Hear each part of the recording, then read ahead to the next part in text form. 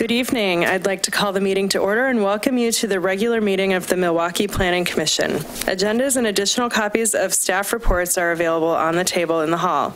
If you have not picked up an agenda, please do so. It contains important information about the process.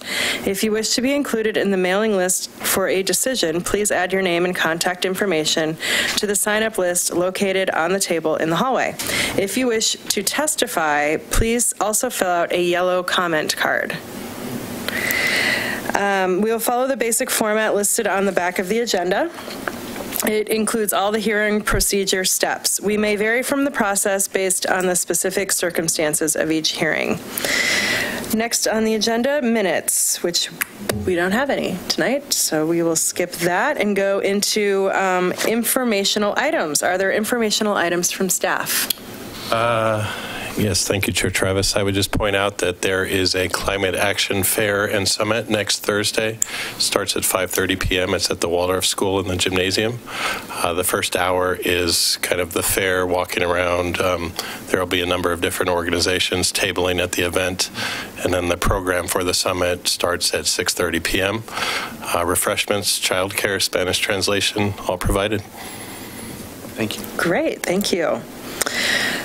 Audience participation. This is an opportunity to comment on items not on tonight's agenda. If you wish to comment on an item that is on the agenda, there will be time for comments after the presentation. Does anyone wish to comment on an item that is not on tonight's agenda? Okay.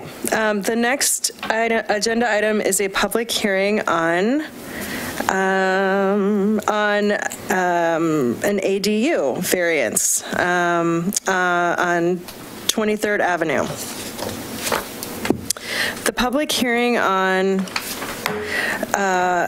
VR-2018-002, ADU-2018-001 is called to order. The purpose of this hearing is to consider the applications. The purpose of the application is to request a variance and ADU on property located at 10565 Southeast 23rd Avenue. The applicant has the burden of proving that the application is consistent with the City of Milwaukee's zoning subdivision ordinance, comprehensive plan, and any applicable municipal code provision. The applicant has the burden of proving that the proposal conforms with all of the city's applicable criteria. I now ask staff to cite the zoning ordinance section where the criteria can be found.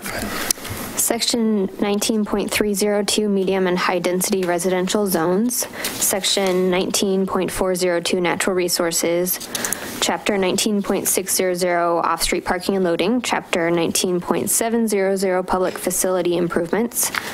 Subsection 19.910.1, accessory dwelling units. Section 19.911, variance. Section 19.1006, type 3 review, and Title 12, streets, sidewalks, and public places. All testimony and evidence must be directed toward the applicable substantive criteria. Failure to address a criterion or raise an issue with sufficient detail to allow the Planning Commission an adequate opportunity to respond to each issue precludes appeal to the City Council based on that issue. Failure to raise constitutional or other issues related to proposed conditions of approval with sufficient detail to allow a response precludes an action for damages in circuit court. Any party with standing may appeal the decision of the Planning Commission to the City Council. Persons with standing are those who submit written comments or testify in person or sign the Planning Commission attendance sign-up sheet in the hallway. Conduct of hearing. I will recognize those persons who have completed the testimony cards and given them to me. When you come to the podium, please state your name and address for the record so they may be entered into the minutes. If you are here to testify, please remember to confine your remarks to the application and the relevant criteria and to avoid repetition and irrelevant information. If additional documents or evidence are provided by any party, the Commission may, if requested, allow a continuance or leave the record open to allow the parties a reasonable opportunity to respond. Any such continuance or extension shall be subject to the limitations of the 120-day rule unless the continuance or extension is requested or agreed to by the applicant. Conflict of interest in site visits. Does any member of the Planning Commission wish to abstain from this hearing? No. Does any member of the Planning Commission wish to declare an actual or potential conflict of interest? No. Does any member of the Planning Commission wish to report on any ex parte contacts? No. No. Okay. Will any commissioner who has visited the site prior to this hearing please raise their hand? Did any of those commissioners who visited the site speak to anyone at the site or note anything different from what is indicated in the staff report for this application? No. No. Does any member of the audience wish to challenge the participation of any member of the Planning Commission? Does any member of the audience wish to challenge the jurisdiction of the Planning Commission to hear this matter? Okay, let's proceed to the staff report presentation.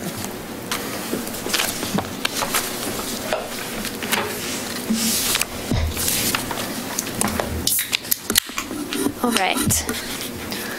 Hello. My name is Mary Heberling. I'm an assistant planner with the City of Milwaukee. I'm going to be presenting today on, you're just doing the variance review. That's the only type 3 part. So Okay. just letting that, no. Okay, so the location is on 10565 Southeast 23rd Avenue. It's northwest of Harrison Street. It contains a single family residence and a storage structure on about a 0.67 acre lot. This is just a closer view of that.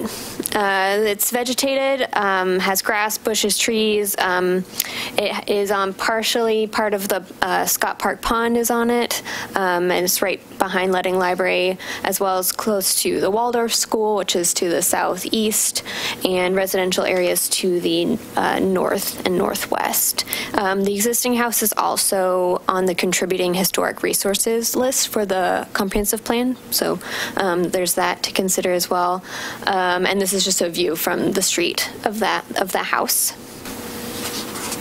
It has quite a few different zones that are going on around it. It's surrounded mostly by residential, but it does have downtown mixed use to the west of it.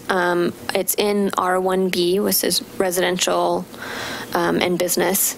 And yeah, so it has multifamily as well as single-family houses that are surrounding it as well, nearby, and then the school that I mentioned before. So the proposal is for a 3-door garage with an ADU on the second floor. They're asking for 2 variances. The first one being for the building footprint, which they're proposing a 1,100 square foot footprint. The ADU requirement is 800 square feet, so that's the variance there. And then they're also proposing a 20-foot front yard setback. And because they're proposing it in front of the single-family house, the ADU requirement is for 40 feet. It needs to be beyond the front yard property line, but they're requesting the 20-foot front yard setback. So you can see here, this is the proposed site plan here. They have the property, the building to the north of the property there at the top that I circled, and then that's the 20-foot setback there, so it kind of gives you an idea of where it's placed on the lot. This is the outside of the structure, the different elevations, and then I took note for the front porch proposal, which I'll talk about a little bit later. But this is what it's going to look like. They're trying to meet the historic architecture of the existing house on the structure, so they're trying to meet that, and so it all is cohesive together. So we have 2 key issues that we brought up in the staff report that I'll mention with you all today. The one is the scale of the structure, and then 2 is impacts to that northern property, specifically the one that's just directly north to it. And in particular, how the 20-foot yard setback will affect them, as well as privacy screening. So first off, the scale of the structure. So like I mentioned before, the applicant is proposing a 1,100 square foot footprint versus the 800 square foot maximum for ADUs. The reasoning behind them proposing for a larger building is they feel that it can meet the property size better. Since it is a 0.67 acre lot, it's almost an acre, there is room for it to fit a larger structure versus just the 800 square foot footprint maximum for an ADU. It would be at least 40 feet away from the existing home, as well as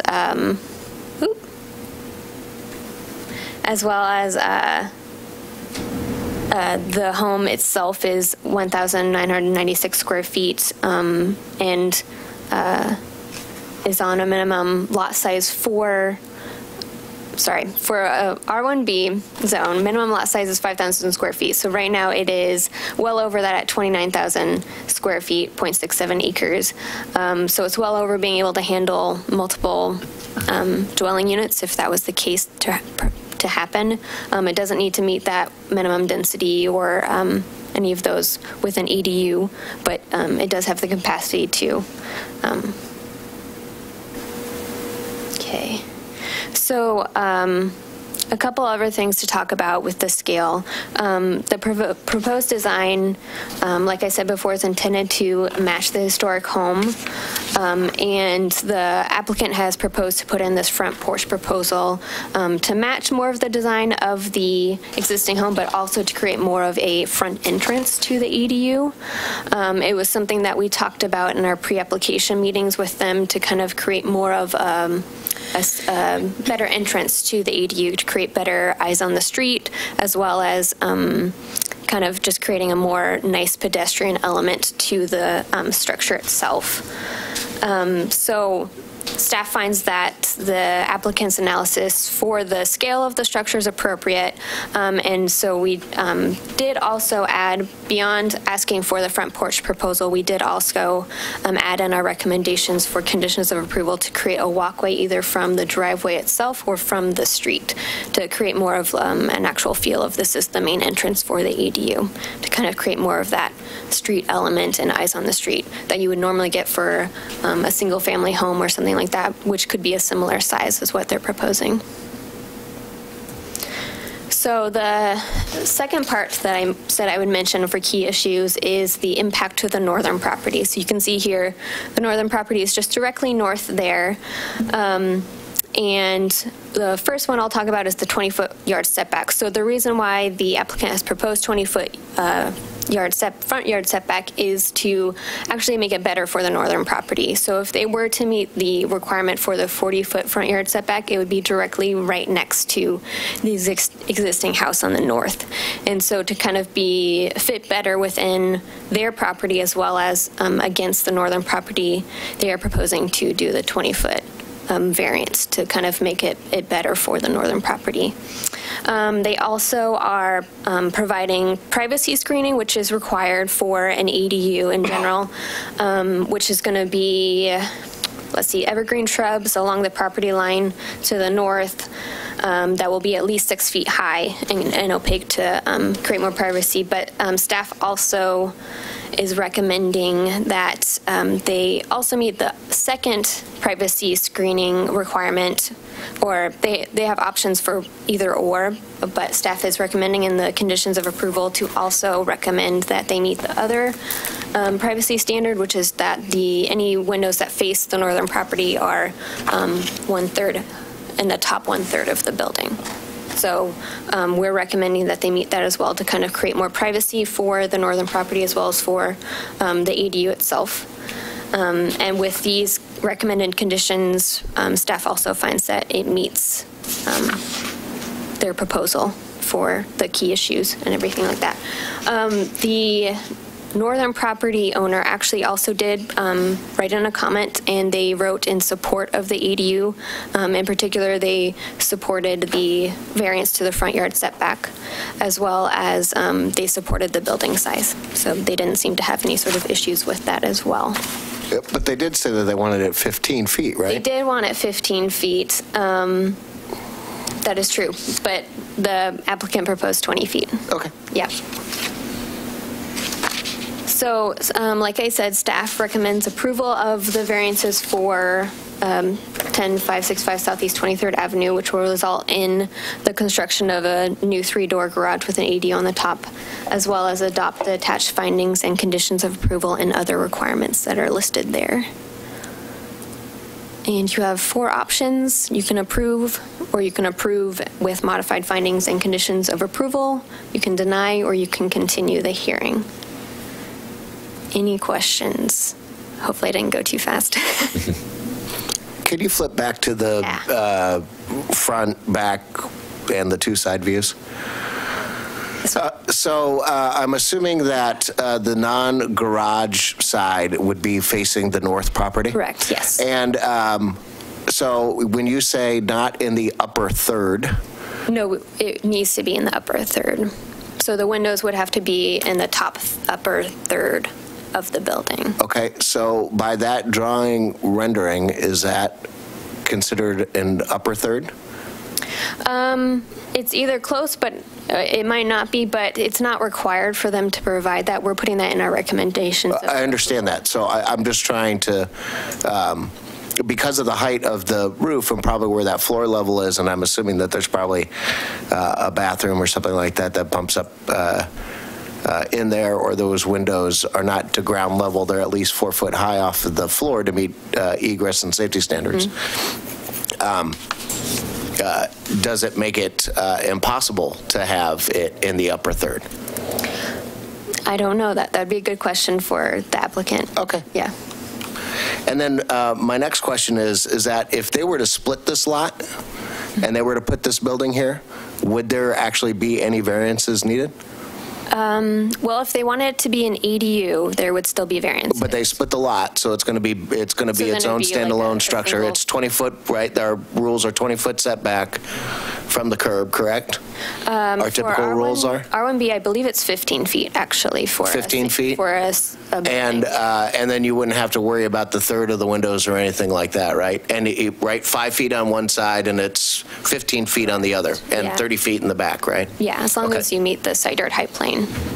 So it may not be 5 feet from the side of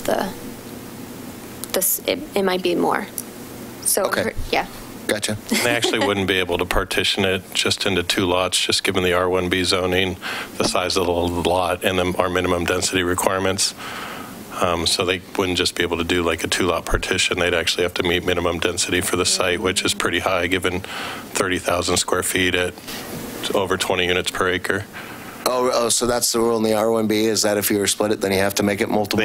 Any residential zone, we have minimum density standards, so the minimum, I think, in R1B is about 17 units per acre. I believe so, yeah. Okay.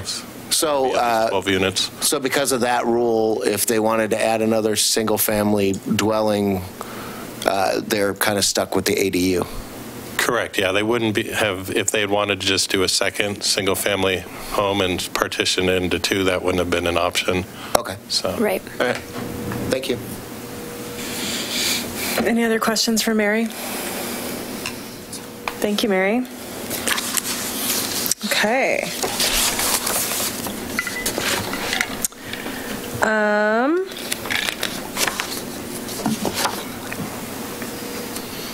So we just go straight to testimony, or does the applicant? The applicant gets to speak.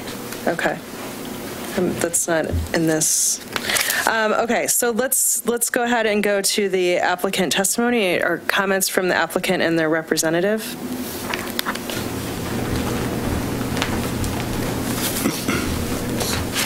Good evening. I'm Dennis Osterland, and just from a little bit of background here, this place used to be the Redmond Law Office, and my wife happened to be walking by it last summer, saw the sign, and said, "Wouldn't that be a great place for our office?" Seeing that we were growing out of the office that we had in the neighborhood of Milwaukee Avenue and Westmoreland. And so we ventured on, and we managed to buy it in late August. One of the things, of course, that we needed was there was no garage, and so we needed a garage. And we know that Milwaukee, as well as Portland and other jurisdictions in the area, are looking for increasing density, and so it just seemed to make a lot of sense while we were making the structure look as much like it fit as if it was built in 1923 when the original house was built. So we said there's room for an ADU. Let's go ahead and put an ADU in and make some additional density there as well. From an architectural standpoint, we selected John McCulloch, who's the contractor. John is well known in the area as doing high-quality historic homes and other structures. And so I've seen a lot of what John has done, and it's just exemplary work. So, not cheap, but exemplary. So, that's pretty much what I had to say. John, I don't know if you want to add anything. I've just spent a lot of time studying historic. The microphone, and also say your name and address for the record, please. So I'm John McCulloch in 1729 Siskiyou Street, Portland. And I've been going into Milwaukee lumber, where I know Greg from for over 20 years, but I do lots of historic homes and mostly kind of multi-million-dollar variety. We're doing up to maybe $10 million, but we're doing just extensive restoration. We met, I think, did we meet through the Markham House or? Right. So that's kind of a prominent project in Portland where we started the Laurel Historic District, and so I have a foundation where we do lots of protection of historic homes. And for the Markham House, for example, I read some 200 books on that particular genre of architecture. So I'm pretty serious about research for historic homes. So. I think, did you want to ask your question? Yeah, so let's talk about the third issue of the windows. Now, I see one is above the toilet, right? In the bathroom, am I looking at that right? On the northern side of your plan? I am not positive. It's been a while since And then the other one's in the bedroom, if I'm... I believe so. And my eyes have gotten bad since the last time I've seen you. And by the way, for the record, it's been 5 years since I've worked at Milwaukee Lumber. That's why I didn't declare any ex parte contact or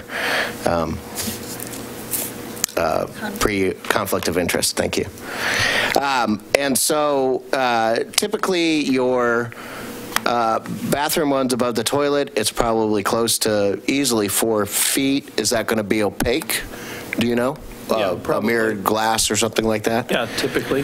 And then the one in the bedroom, I'm going to assume that's got to meet the egress and the normal height, which is what, 3.5 feet or right. 4 feet or something like that.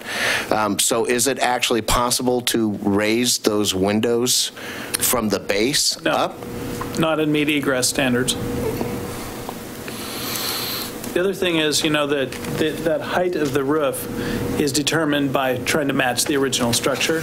So it's a little loftier than it might be. It's not a flat roof or something. It's got and that's necessary. We had a kind of precise calculation because we needed to match the existing structure, but only hit that 800 feet for the ADU. So we have some sloping past the space that's habitable upstairs. So it's all kind of code confined. Is the interior design of the upstairs, is it a vaulted ceiling or is it a flat ceiling? Yeah, it's vaulted. In the kind of the great room area. The great room area. The bedrooms are not? Standard, yeah. Right. Okay.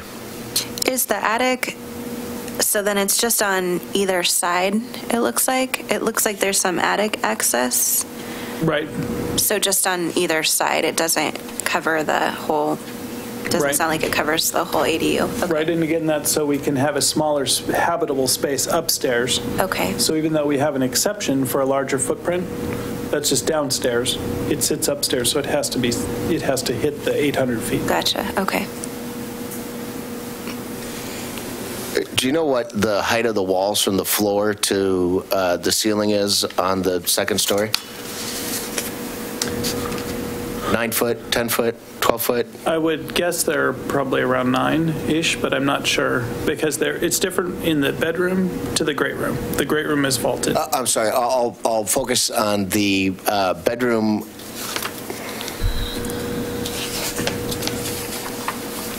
I think that says number 2, bedroom number 2 and the bathroom. Yeah. Do you know what the ceiling height is probably going to be? Approximately 9, just by eyeballing the position of that window. And could you, for my recollection, remind me what size a window has to be to meet egress, square footage wise? We usually use 3x4s, but I don't know if that's necessary. That's just what we usually use. So if you have a 3-foot wide window or 4 foot and 4 foot tall, with it being 3 foot 6 inches off of the ground or 4 feet off the ground, you actually don't have any room to move that window up? Correct. Okay, thank you. So you're not able to meet the condition that's listed? Correct. Got it. Okay. Any other questions for the applicant or any other things about the project you want to tell us? Just one more comment. I mean, we're really excited about the site, and that we're really working hard to kind of restore it to some of its original glory. And that's why we're going through the plans that we are to produce this to where it'll, fit so nicely with the location. Yeah. Okay. I have just a clarifying question. Is the house currently used for a business or for a primary residence? It's an office. And that's the intent to continue Yes. that? Okay. Thank you. Thanks. Okay. Anyone else? Okay. Thank you. Guys. Thank you. Thank you. Sorry, I missed the testimony part. So have we received any correspondence on this matter other than those items included in the meeting packet? No. Okay, thank you. Okay, so I don't have any cards in front of me, so I'm assuming that no one wishes to speak in support or opposition of the application, or offer neutral testimony for that matter. Okay. So then, let's see. Does any member of the Planning Commission have questions regarding the testimony or anything we've heard to this point? I have just one question for Mary. Did this go to the DLC for review? Is that part of the No, requirement? it's not required because it's not in the downtown zone. Okay. Yeah. Thank you. And Mary, could you specifically tell us in the findings and conditions of approval where the 1/3 window height statement is made? So it's in the conditions of approval, it's 1D. I was getting confused on these things. It's attachment to page 21. If that helps. Thank you.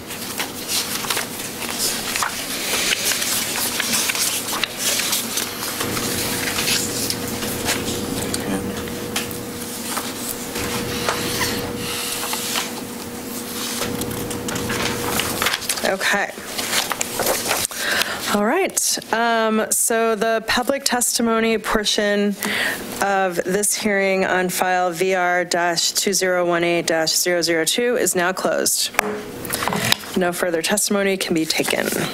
Discussion. Is the commission ready for discussion? Yes.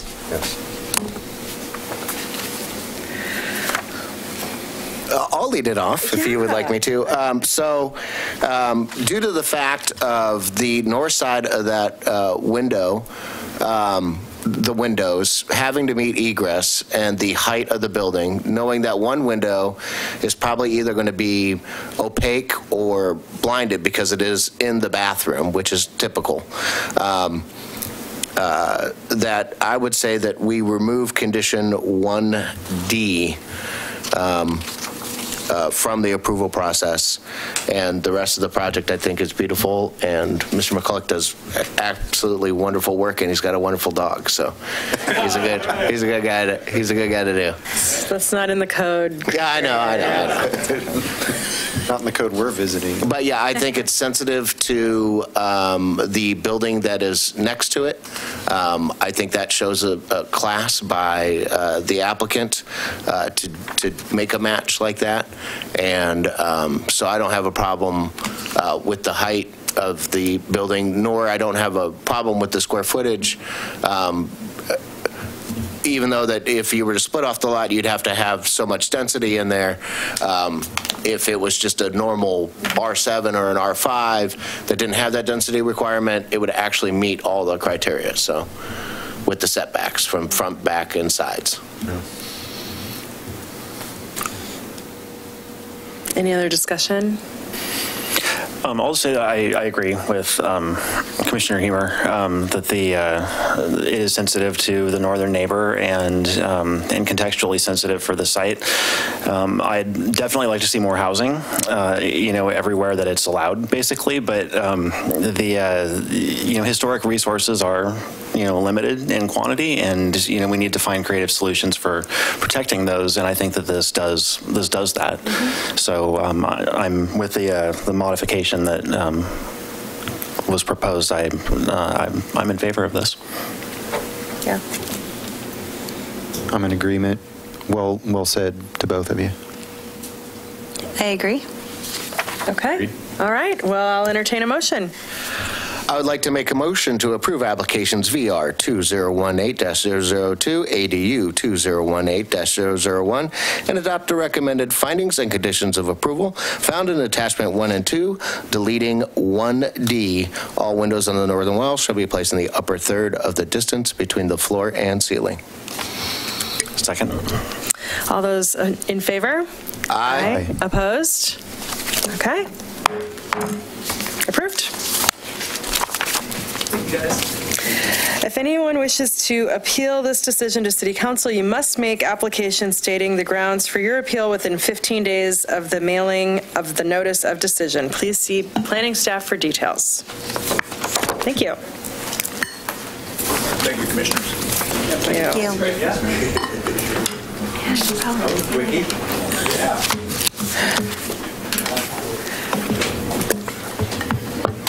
Great. Okay. Well, let's move on to our work session items. We have a summary of Comprehensive Plan Block 1 Draft Goals and Policies Review. I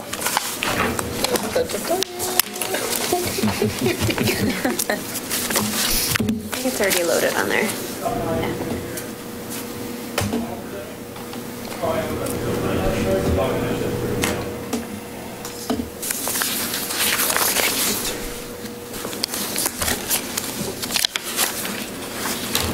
So before we get started, what vacation is Denny on this time?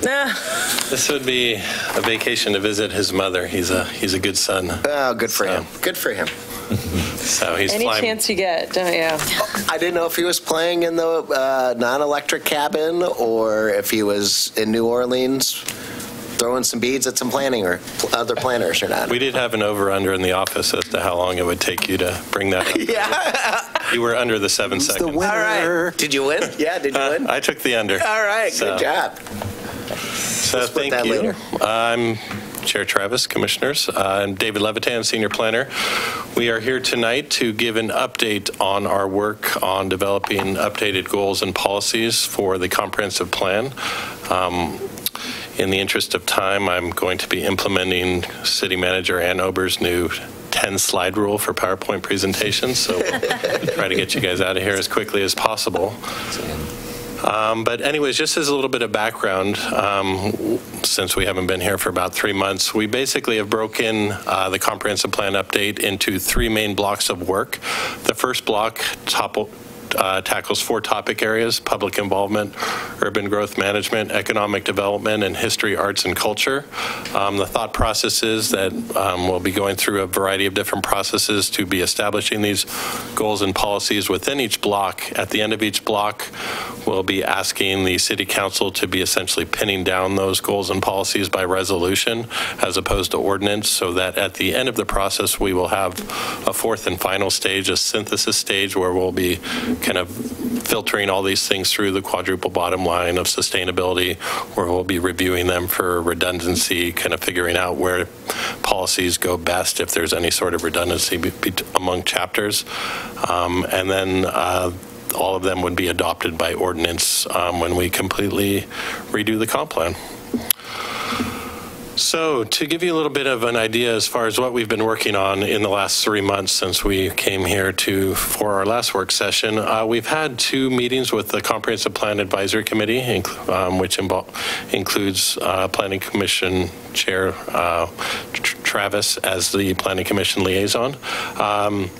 Kind of where we really started to work on development of the goals and the policies was at our March 5th meeting, which was meeting number 3.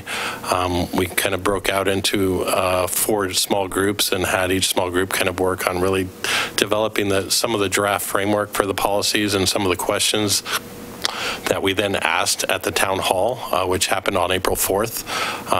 We were very happy with the attendance. We've had pretty good luck as far as through both the community vision and the comprehensive plan, getting a good group of people out to really provide their voice on this important topic. So we had about 100 to 120 people attend that town hall, and basically that established a lot of the priorities that were then staff kind of synthesized into a set of goals and policies that were presented at the 4th CPAC meeting, which was on May 3rd.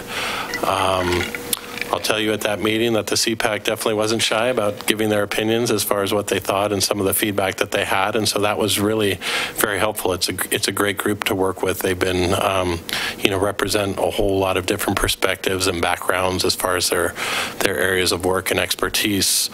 So we took that feedback from that May 3rd meeting and made some additional refinements over the course of that second week in May, and then recirculated that back out to the CPAC, and they provided some additional comments, which actually, there were just a few of them. They haven't been incorporated into the version that you sent because we only just got those really at the end of last week, but we can share those. They were pretty minor in scale. And so, as we move on, really our next steps for this block of work is the next major step is we're going to be doing an online survey. We're going to, just given the amount of information and the sheer number of goals and policies, we're going to kind of offer people 2 different options of the survey. If they want to review and basically provide guidance on every single individual policy, they'll be able to do that. They can also take kind of a shorter version of the survey that asks them more kind of high-level goal direction, goal statements and direction on the goals, as opposed to having to really get in and review 21 economic development policies and 18 urban growth management policies. So that's the thought on that. That'll be launching next week. We believe on May 29th is probably the date, so next Tuesday. And then we'll be moving forward with a series of work sessions. The first one being with the City Council on June 19th. We'll be coming back to the Planning Commission on June 26th. Basically, and those work sessions will really be, we'll be refining the policies again based on the results of the online survey and additional comments from the advisory committee. And then our kind of last meeting with the CPAC for this block of work will be on June 27th. And then, as I mentioned, we'll be going before the City Council on July 19th. That's tentatively scheduled for that date for them to adopt a resolution pinning down those policies for Block 1. I'm not going to go through every single individual policy because I want to get you guys out of here in a reasonable amount of time after the last few meetings that you've had. So just a couple that may be of interest to the Planning Commission. In the public involvement section, basically Goal 1, statewide planning Goal 1 calls for the establishment of essentially a citizens advisory committee on things related to public involvement. We don't currently have that. And so policy 1.3.1 actually calls for the Planning Commission to serve as that Goal 1 Community Involvement Advisory Committee. So that's something that would have a direct impact on you, that we would probably dedicate 1 meeting per year to really go over issues related to kind of greater public involvement as they deal with land use planning and the statewide planning goals. And then policy 1.4.2 calls for kind of better opportunities for NDA input into decisions that are being made by the Planning Commission and City Council. We have a very strong neighborhood association structure here in Milwaukee. It's something that we want to continue and to take advantage of the people that, do like to get involved at the neighborhood level. So that was something that we were looking to develop some policy language on. The history, arts, and culture. David, can I stop you really quick? Yeah. Okay. Go ahead. I just wanted to jump in on the public involvement piece too, because I think that policy 1.3.1 with the Community Involvement Advisory Committee, just to reiterate that is required in state law to have that entity. So, I mean, essentially, we're violating Goal 1 by not having that in place in Milwaukee. So and the other thing about that is that we looked at other communities and how they handle, that requirement under Goal 1 public involvement, and most of them do have, some of them have a standalone committee, and that's not the Planning Commission, and most of them do have it embedded in the Planning Commission. So there's a couple different approaches, but we've also heard that having a standalone committee isn't necessarily really effective because it's yet another committee to staff and manage instead of embedding it in the Planning Commission. So I just wanted to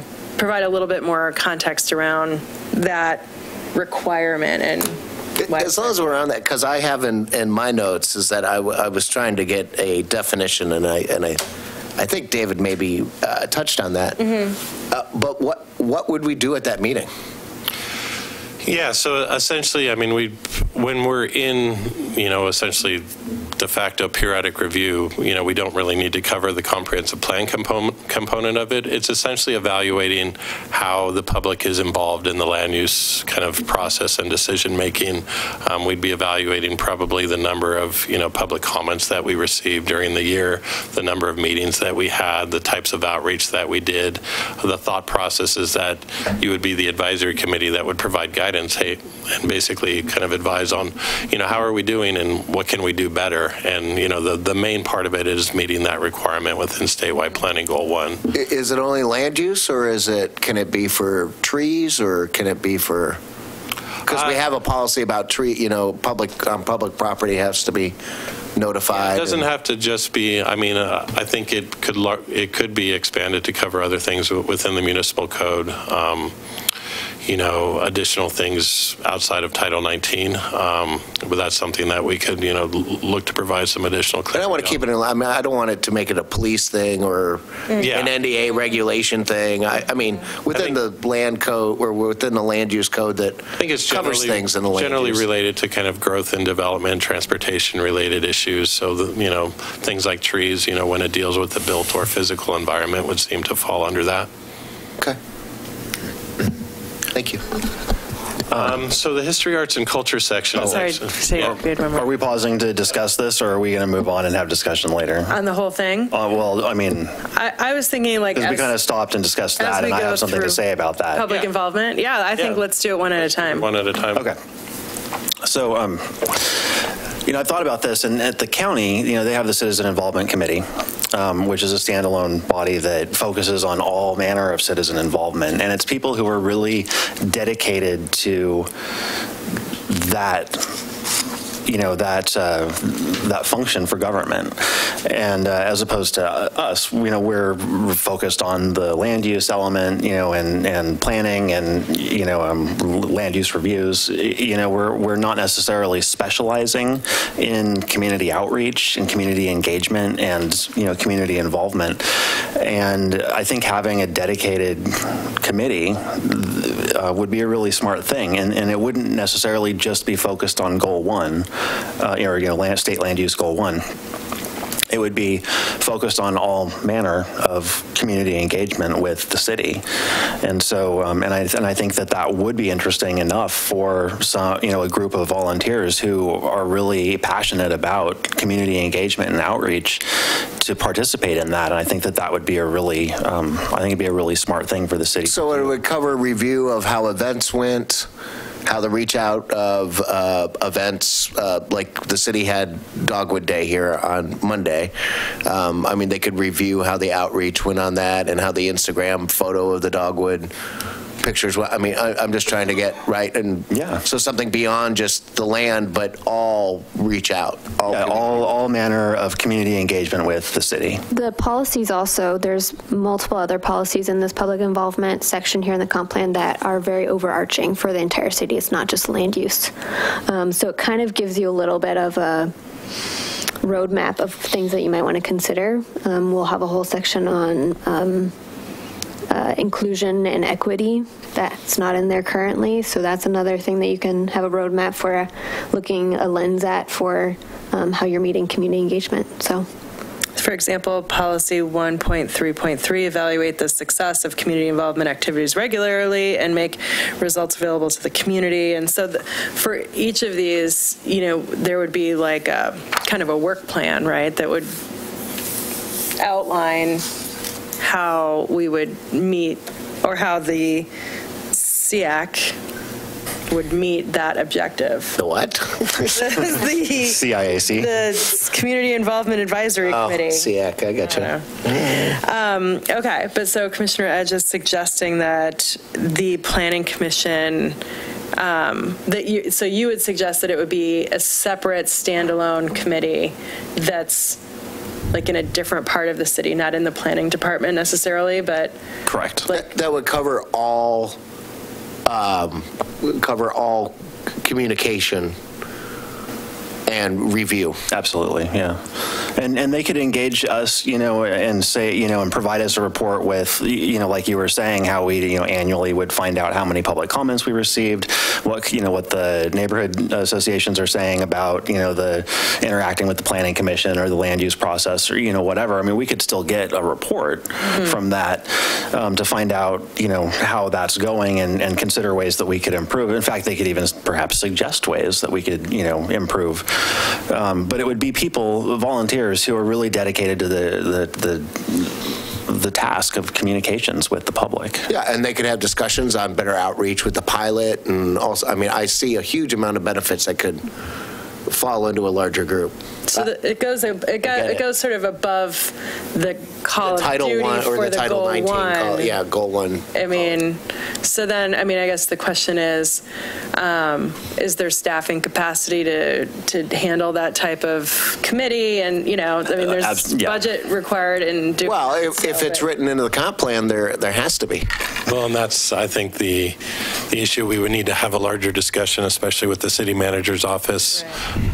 You know, I know that Ann has had some concern about. I already know Ann's answer. We don't have the staff and we don't have the money. But you know what? The comp plan's going to take 2 years, so there will be another new budget on the table, and they can certainly plan for it. Right? Yeah, and as Commissioner Edge pointed out, there are examples where there is kind of a larger overarching committee. Beaverton has one as well, called the Beaverton Committee for Citizen Involvement or Community Involvement. I think they changed the name. And it largely started as kind of the Goal 1 group, and then it kind of actually doesn't deal really much at all with Goal 1 anymore. It kind of deals with everything else. Yeah, this is kind of the situation as we're developing policies that are trying to focus kind of generally on land use and housing, transportation. You know, we were cognizant of the fact that we, you know, didn't want to open it up to something where we're basically developing something that programmatically is going to be implemented really far outside of, you know, the confines of land use planning. But that's something that, you know, that's just a conversation we would need to have. We could have that conversation with the council and get the city manager's perspective on that. Yeah, and I think my suggestion would be is that all the suggestions that we suggest tonight that's different than what we're reading here in the policy is that, yeah, it can go, right, you got a council and then you have another CPAC meeting right before. Correct. And so, yeah, take these ideas to them, and I think I see Chair Travis's point, and I certainly see Commissioner Edge's point, and I get your point that, hey, look, the rules basically say that it's supposed to be about land use thing, and all these other groups have kind of blown it up into something else that may or may not equivalent to a land use thing, but they count it as okay, right? Is kind of the trick. Yeah, and it's really about kind of, I know from the city manager's perspective, concern about, the language within the policies as far as shalls versus shoulds versus, kind of things that don't provide any sort of regulatory direction. This isn't one where, regulatory and kind of shall language actually is appropriate if we were to do that, just because it's actually needed. I mean, it's required by state law. But once we get into kind of expanding it, yeah, we would need to probably finesse the language a little bit and really get some additional input and think about it from, a budget perspective, which, we always have to be. Well, and I'm sure Commissioner Edge would be happy to find that in the Clackamas County Code and send you the link to it so that you guys could be able to look at it and review it and maybe talk to your partners at Clackamas County and see how much work it really entails. Yeah, we can do that. And I'm just kind of curious what the, I'm looking at goal 1 right now, and I'm wondering what exactly. I thought that the citizen involvement component, which is what it's called, is basically satisfied by the neighborhood associations and the fact that they receive notifications and that that's a facility by which there are communications with the public about the land use proposals, land use review processes. And so I thought that alone satisfied goal 1.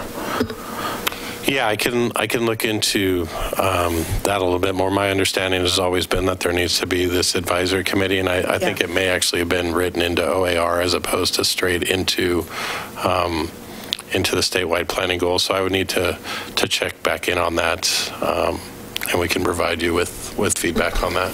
But I mean, it's not to say that we shouldn't do more than what we're doing. I don't know that it's necessary that we look at this through this strict lens of land use and transportation.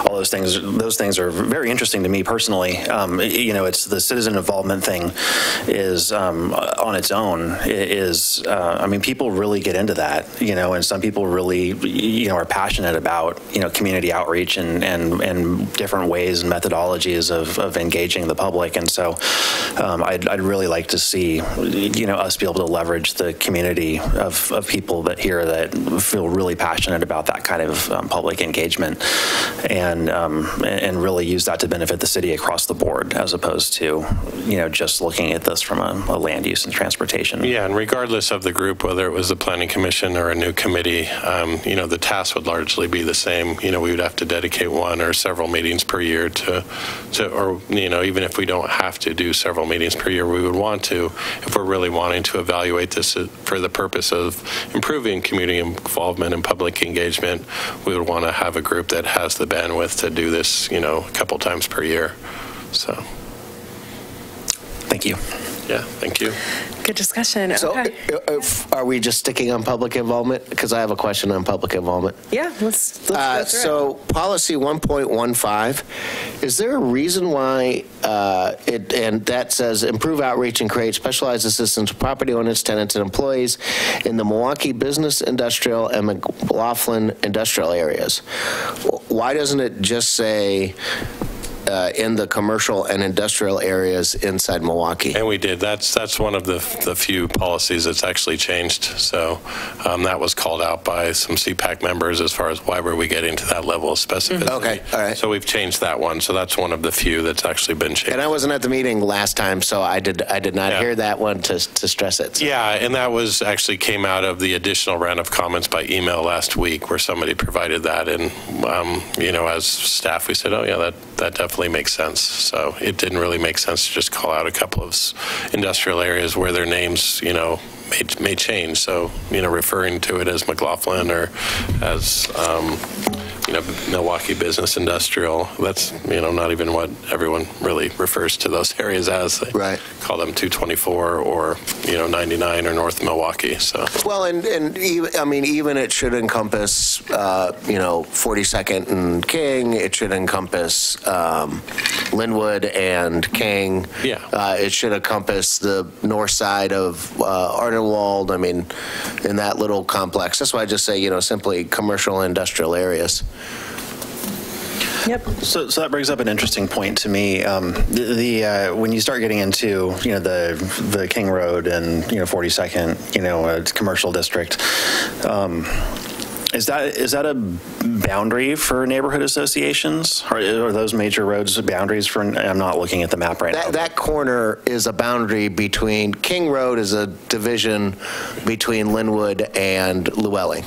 Okay, so each side of the street is technically represented by a different neighborhood association. And Correct. So having them go through their respective neighborhood associations. Well, and I don't even want to confuse the issue about Linwood and King, because only one corner of it is actually inside the city limits. So King Road, yeah. And the gas station is technically not, just to let you know. The gas station on that corner. It's a dividing line both at Linwood and then also at the Safeway Shopping Center as well. It kind of, if you look at the neighborhood map behind you, it kind of breaks up three neighborhoods. It essentially is where three neighborhoods meet: Hector Campbell, Ardenwald, and Llewellyn. So. Yeah, and the reason why this policy is in there is for better engagement with business communities in general. Right, and so that's why I thought, you could go really generic, because it seems like you're specific on the 224 site and North Milwaukee, but you have little commercial areas all over the place that, shouldn't be left out or shouldn't be engaged in the And really discussion. this one, it's evolved to where it was specifically at first to address the two technically neighborhoods, of the 9 neighborhoods that don't have, formal NDAs. If you look at the map, there is actually a Milwaukee Business Industrial and a McLaughlin Industrial. They're called out as neighborhoods in the comp plan, but they've never really been, functioning neighborhood associations just because they're primarily non-residential. Well, and if that's the purpose of it, I think that you could add another policy in there that just says that, Milwaukee could encourage, I don't even know what we're calling the North Milwaukee industrial area anymore. Is that what we're going with still? Mm-hmm. I think it's changed a couple of times. Innovation area. Yeah, Innovation area. Yeah. You could encourage those two specific areas to become, a neighborhood association. No, as we thought about it more, it was more about really engaging the entire business community, and that's why, based on the edits provided by CPAC members, we have revised that one to be a lot more generic and really just address businesses and non-residential uses in general. So. Okay. Other public involvement. I really like the, I like the 4 categories within. It's kind of like structurally, and how you can quickly look at it and see the big ideas that are within the goal itself, and then drill into some more specific, although not too specific, the balance between those. So I like the structure that's provided here. And that's the one the group that Kim broke off onto. I just want to let it. I just want to say how awesome it is. Nicely done, Kim. Can I ask a question? Yeah. So I'm looking at the agenda, and we have a forecasted joint session with City Council on technological change in the city. Is that linked to the policy of using emerging technologies, methods, and techniques to enhance and extend community involvement, or is that something else? That's a component of it. The June 12th joint session is more specifically on kind of the land use and transportation component as it relates to, the sharing economy and autonomous vehicles. That's really what Professor Larco, really lectures on. Oh, you have Nico Larco coming? Yeah, so Nico's coming to talk about that. So it's more on the kind of the land use and transportation and the intersection and the impacts on technology really on that. And so we're looking forward to his presentation. But, in thinking about that, without trying to think about what the next big thing as far as technology on the public involvement side of things, we did definitely want to recognize that we need to stay, lean and nimble and evolving to, how people want to communicate and how they're going to be communicating and not keep it too stale. So that's cool. So I'm working with him. Quick shout out, June 12th. Everybody be there. So. All right. Anything more? We can always come back to this too, but I think pausing in between topics is good. So history, arts, and culture. Yeah, so history, arts, and culture, in the current comprehensive plan, we have things related to historic preservation that are within kind of the natural resources, environmental resources chapter. It's kind of a bunch of different resources that are all kind of lumped into one chapter. And based on the kind of the amount of interest that we had on things related to these topics within the community vision, we decided to create a specific chapter related to this. And so it continues to address things such as historic preservation, archaeological resources, things along those lines, and then also tries to really bring in kind of the visual and performing arts and how that factors into the physical form and development. So I haven't called out all of the policies, but one that is interesting as it relates to potential land use applications that you would see in the future is policy 2.4, which deals with incentivizing the provision of spaces for art and gathering places on development sites to try to encourage people to really think about this when they're property owners when they're developing their sites. And these things obviously cost money. You lose FAR, you lose residential density, so there really needs to be some sort of incentive for them to do it. That being said, this is something that we've definitely heard from the community that they want. So that's something that we would deal with in development code amendments or other methods programmatically to try to address that and develop some ways to help achieve that. So I'm happy to kind of walk through any of the additional ones related to history, arts, and culture. I want to say, so I participated as a fly on the wall at most of the meetings at the CPAC, and I was asked to join into the arts and culture because of my Milwaukee Historical Society background and continued work. And one of the things that when we originally got this first packet, it did seem very downtown-centric, very art mob-centric. And I want to just say that by reading these policies, I'm so thankful to see visual and performing arts tied together, because I think that those, when you just say art, people may just think of something that you see on a wall. But I'm thankful that this group recognizes the part that visual arts and performing arts, and of course our diverse culture and history, can all be celebrated as one thing. Yeah. Mm-hmm. So good job. Thank you. Yeah. There, I'll pat myself on the back. Do you think that we should encourage any policies that would result in stronger language for protection of historic landmarks and historic sites? So, here's I have this personal thing that, we have a museum that is there to recognize the artifacts of the past. I also realize that for a place to grow, it has to change. And one of the big problems is that you have a county that kind of oversees, that will probably set the policies, that really has no incentive for somebody to call a historic place until it gets on the national or on the state register, right? And so the city's probably pretty much going to follow that policy. So I think there are some beautiful buildings that could be preserved, like, for example, but a lot of buildings that you would say could be preserved aren't worth it. So, for example, on 26 and Washington Street is the old Hager Pond. And there was a building on there that was from 1888, and there is a grist mill that's down there. And Hager was the old milkman, and he had a furniture making place. And they built this beautiful pond that people would, in the 20s through the 50s, would go down there and feed the swans and the ducks, and they had goats, and he shipped the milk in, so he didn't actually have cows. But a private builder bought that property, and the house is worthless. The windows have been knocked out for the last 50 years. Everything's rotting out. It really wasn't worth anything.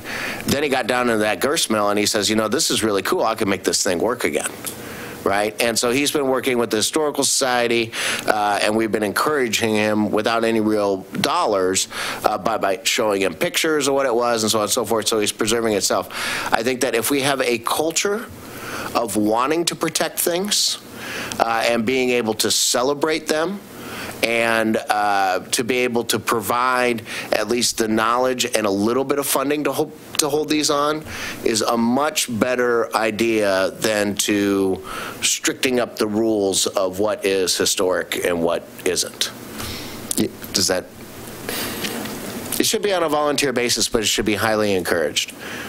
And I really would love to see some funding for that. Because for what I call the Brady Bunch Hotel, which is, it's not mean, but it's the 1950s Art Deco apartment complex that's across from the ADU that we just did. That building's 50 years old, so by our code, it is now all of a sudden under the historic register, right? It is the most unique piece of Art Deco design that we have in this city, or mid-century classic, or whatever you want to define it as, but it is, and it's the only example that we really have. So that building may or may not be a lot more important than, let's say, City Hall, where I know that Milwaukee High School is going to get rebuilt, but you still have the elementary school, you still have the Wardolph School, you still have those kinds of designs that are already there to show, the 1920s classic Federalist building. I don't know what the technical name of it is, but you understand what I mean? Yeah, and so I don't know how many opportunities there are. We're so built out. I don't know how many opportunities there are for like subdividing historic lots. And things like other ways that there might be able to. And I guess even in the example that you provided, it's like okay, so maybe the house is lost, but there's this other artifact on the site.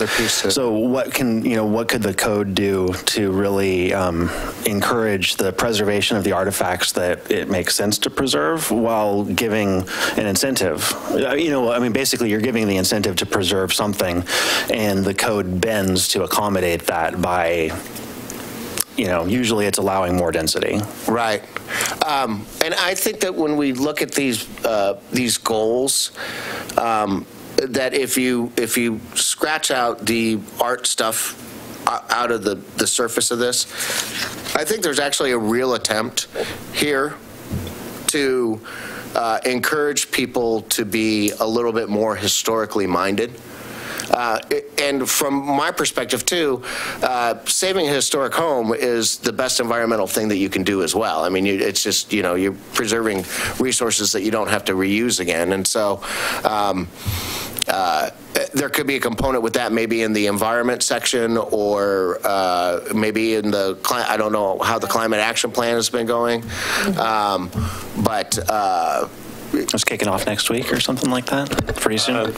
So the summit is next week, but yeah, they're well into that, and then the technical information that they're preparing as part of the climate action plan will then be featured when we deal with kind of the resiliency and climate change. So I think it would be a two-pronged, that you encourage people to leave the building that is there. And because what happened, so I had this problem with this 50-year-old, because all what Councilor Beatty loves to call the snout houses are all these from World War II. Well, now they're 50 years old, and they're small single-family homes on these rather larger lots. And so do you want to inhibit a four-sided T111 siding, an old Smelser, you guys don't know any of that, but the old Smelser home, from being torn down and having two new residences there that are more energy efficient, and that, from an environmental standpoint, probably makes sense and increases density? Or is it worth just saving it because it's old? It's a hard catch-22 for me. And the more PC term is the post-World War II basic home. Oh, thanks. The snout house? Well, the snout house, that's where the garage sticks out 8 feet past the front of the door. Smelser is an old builder, and the Smelsers still build. They're scattered all over the place in Portland, but they were typically your four-sided T111 snout house that you see all around Portland and Oregon City and Gladstone and Milwaukee. And yeah, I just ran across actually a resolution from the City Council from 1945 calling for more of those on the Hillside site for returning GIs. So I was looking for something for Hillside Manor and came across that in our records and found that interesting. So yeah, and that's why they were built, and that's why they were popular, and and so maybe one or two of saving them is important, but is saving 200 of them really necessary? That's where I kind of fall on it. And I get it, like the Oldfield House is sad that it's gone. The Oldfield House is one that was on Oldfield Road that recently was demolished, and a new house got put on top of it. And you see the same thing going on in Sellwood as well, right? And these debates about should we save these houses or save these houses? And I think it takes a special buyer to want to flip it over, and that should be encouraged as well. The Oldfield House is a good example, actually, because they're subdividing the lot. And so they tore the house down to subdivide the lot, and they had to strip the historic landmark status, when they demolished it and everything. And so, what's going to result from that is not going to honor the historic site in any way. But if there was some kind of standards that if you're going to subdivide a lot with a historic landmark on it, maybe the house isn't worth saving, but you have architectural features, you have interpretive. And so we tried that with the Keel property. At least we got Keel Guard. So I'm sorry, it's the Kyle. The Kyle brothers were a big vaudeville act, and it fell down into the Hosley and the who was a furniture maker, and the family's still here in town. And at any rate, that house was from 1878, if I remember that right. And the house was junk. Right? We actually put in a variance to allow for their permits that they would allow Milwaukee Historical Society to walk in there and grab a piece of it, which never happened, so I don't know, and there's no restitution for it. So, but I mean, that's the kind of nice thing that when you have a museum that you can store a piece of it, it can be sent there and preserved. You know what I mean? And so that story can still live on. I'd hate to restrict land because I believe that people should be able to do what they can do within the law of their own land. But I understand your point of, how do you save a landmark? Yeah, and in that example was to try to not preclude density, not preclude the policies of the comp plan from being achieved, but to also honor the history that predated, that particular land use application.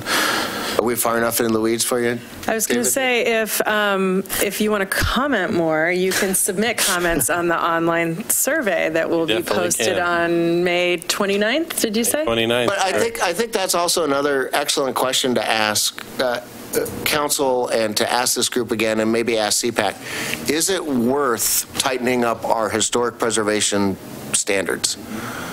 Because right now they don't really mean anything except for you have to come in front of the planning commission, and all that does is speed up the process, or else you just get a 35 days or something that. You mean to get it removed, the designation? Yeah, and you don't even have to do that in front of the planning commission. How does that work? Yeah, so I mean, because it's an inventory within the comprehensive plan, it does, require a map amendment, so it requires the 35-day notice.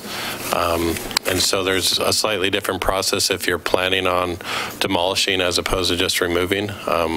It's actually a slightly quicker process if you're going straight to the demolition. You file your demolition, similar with the Kyle Gardens one, where you file your demolition permit, and then you have so much amount of time to hold your hearing before the Design and Landmarks Committee, and then kind of move it on to the Planning Commission.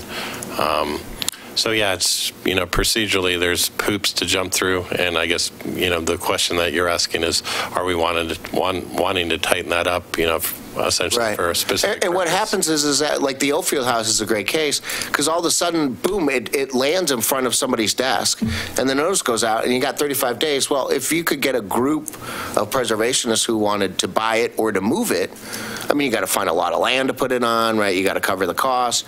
Well, so in either case, they're required to put it up for sale. For sale, right. Particularly for at least $1 or whatever it is. Yeah, and so basically look for someone to either purchase it and move it off-site, or, so that's already written into the code. But yeah, I mean, I have never seen one here or in any other city that I've worked in where, you know, somebody is offered to kind of move it off-site just because it's very cost prohibitive. Right. It just, yeah. And most of the times, the houses haven't been taken care of, because if they would have been, then they'd be worth something. They'd be worth something. And so, and I know that never came up in our group talk. I mean, that discussion never really. Yeah. But I think that would be interesting to see if we could get some voices on that. And I mean, to me, I look at policy 1.12, which says ensure that city processes for inventorying, altering, removing, or demolishing resources remain consistent with state, federal criteria, as well as community priorities, which I think, you know, as we think about like what a comprehensive plan is and the length of time, longevity for a plan, that when you write things like this in, it gives you the opportunity to revisit the inventorying process and, you know, and then community priorities at a given time, or if there's, if there was a movement towards something, or I guess I just think that one, to me, policy 1.2 allows for getting at, the potential to create more, I don't want to say hoops, but to be more stringent if you want, in response to dynamics. If the community all of a sudden decides that it's important to be like, use Oregon City's policy where you are a strict preservationalist in a certain zone, and that everybody lives by those rules in a residential standing, that I guess that leaves that door open to allow that to happen.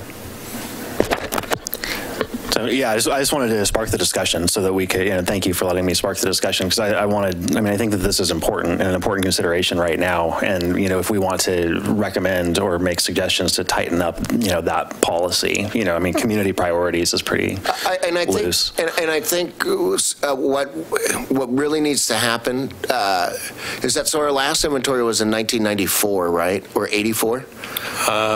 It was conducted by Clackamas County. Yeah, it was before 94. It was it was kind of leading up to the periodic review, so I think it was maybe like 87-ish. Yeah, and now technically everything that's older than 50 years gets put on that list, which I can't believe I'm that old that I'm like, 50 years old isn't that old.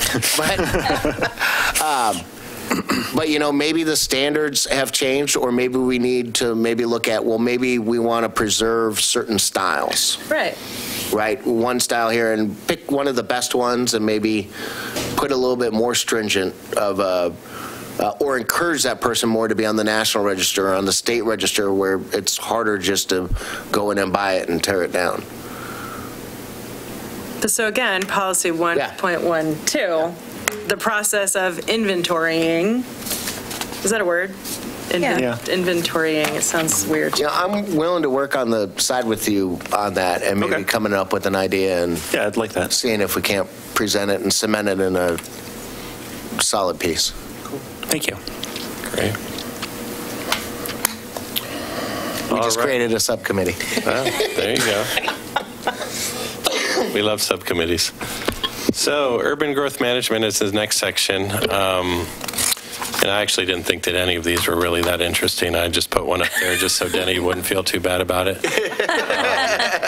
But yeah, this is really where we deal with things like annexation and kind of regional coordination with Metro and surrounding cities and counties.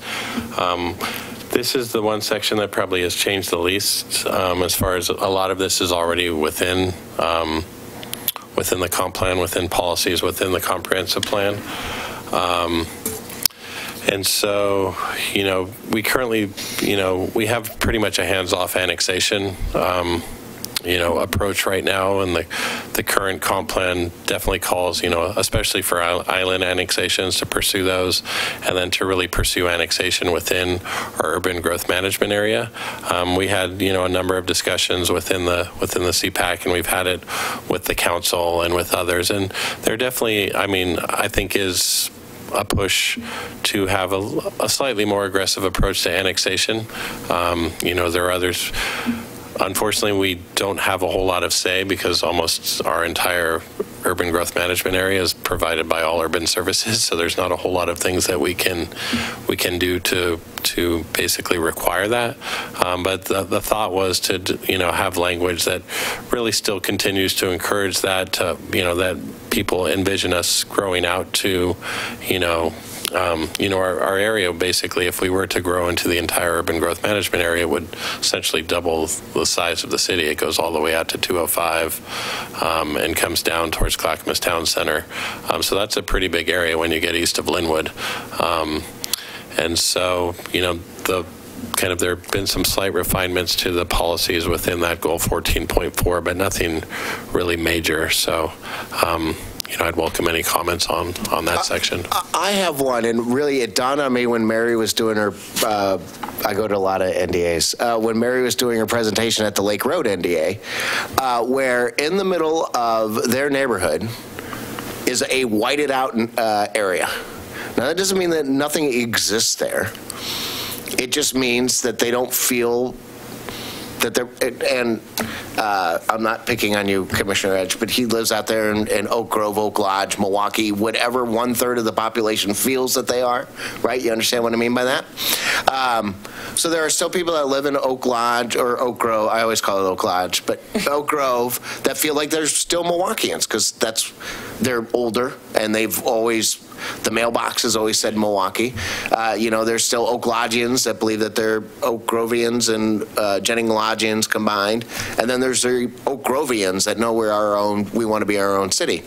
But Island Station, has this neighboring with this Oak Grove area, Lake Road. Let's take Linwood NDA, where the property or where the city line literally goes in and out on King Road. Even the neighbors towards 205. Sorry, I'm directionally challenged. But they're still our neighbors, even in Llewellyn. And what happens in this city and the road construction and all the projects still affects them. If they're going to go to a farmer's market somewhere, they're going to go to the Milwaukee Farmers Market. When they talk about going downtown or where they're going to go catch the Max, they're going to go catch it at one of these Milwaukee areas. Now, we on the east side, we all do our shopping towards 82nd. We don't cross the boundary of 224 much, and they don't either on that side. But I'm assuming that the Oak Grovian and Oak Lodgians, people that feel themselves as Milwaukeeans that are not inside the city of Milwaukee, did I say that properly? Right? They all shop.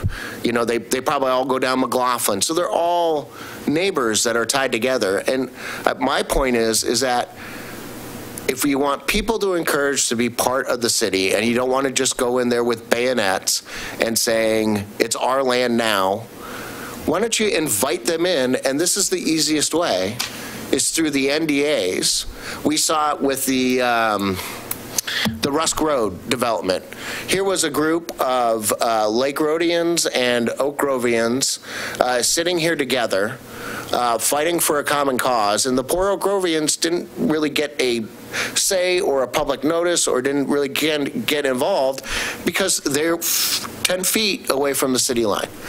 And it affects them. So if there could be some outreach with the NDAs and just kind of invite them in, I think it would be a lot easier for people to want to become part of Milwaukee and feel that they have this sense of community with them. So would you put that under? I don't know if it falls under one or if it falls over under 14, but I think it's a strategy to help grow your urban growth management without just doing it by bayonet.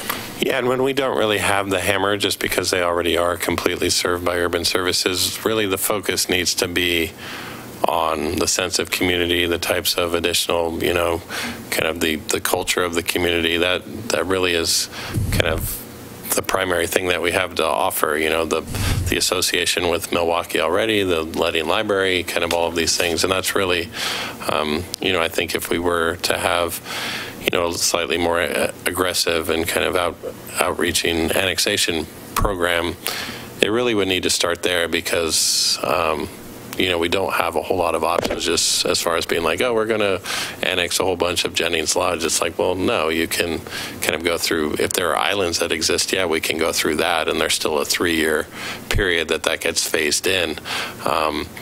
But it would be better to use flowers than bayonets, I would guess. So that would be and bring it to the, like I said, all these suggestions, bring it to the group and see what, see if the NDA leaders are interested in reaching out beyond that, or if that's even possible. I mean, do they already have a little NDA themselves?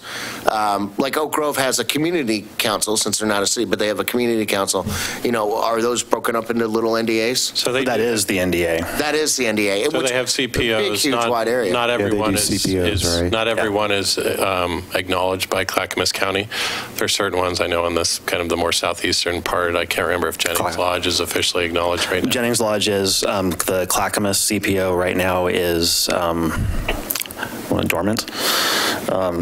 Inactive is maybe the term that they use, but that's, that Clackamas CPO area, a lot of that is in the current Milwaukee UGMA with the county. And so that is, right now, on the books, future Milwaukee, and there's no representation for those residents, and I'm certainly engaging the people that live there to see if they want to be, but also using carrots to entice people to want to join the city, and I think I've heard references to, offering to construct sidewalks.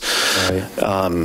The other, most logical thing to do would be to offer an increase in density over what the county's zoning designation happens to be, so that there's an incentive for people to, want to connect, to have their land annexed to Milwaukee, and it actually provides them with something. I think right now, if you subdivide maybe we're changing this, but if you subdivide in Milwaukee, or if you have a site like in the Lake Road Radish Farm, right, is an example of this, where they subdivided under the county because the county, the way that it measures density with roads, new roads, allowed them more dwellings than the city would.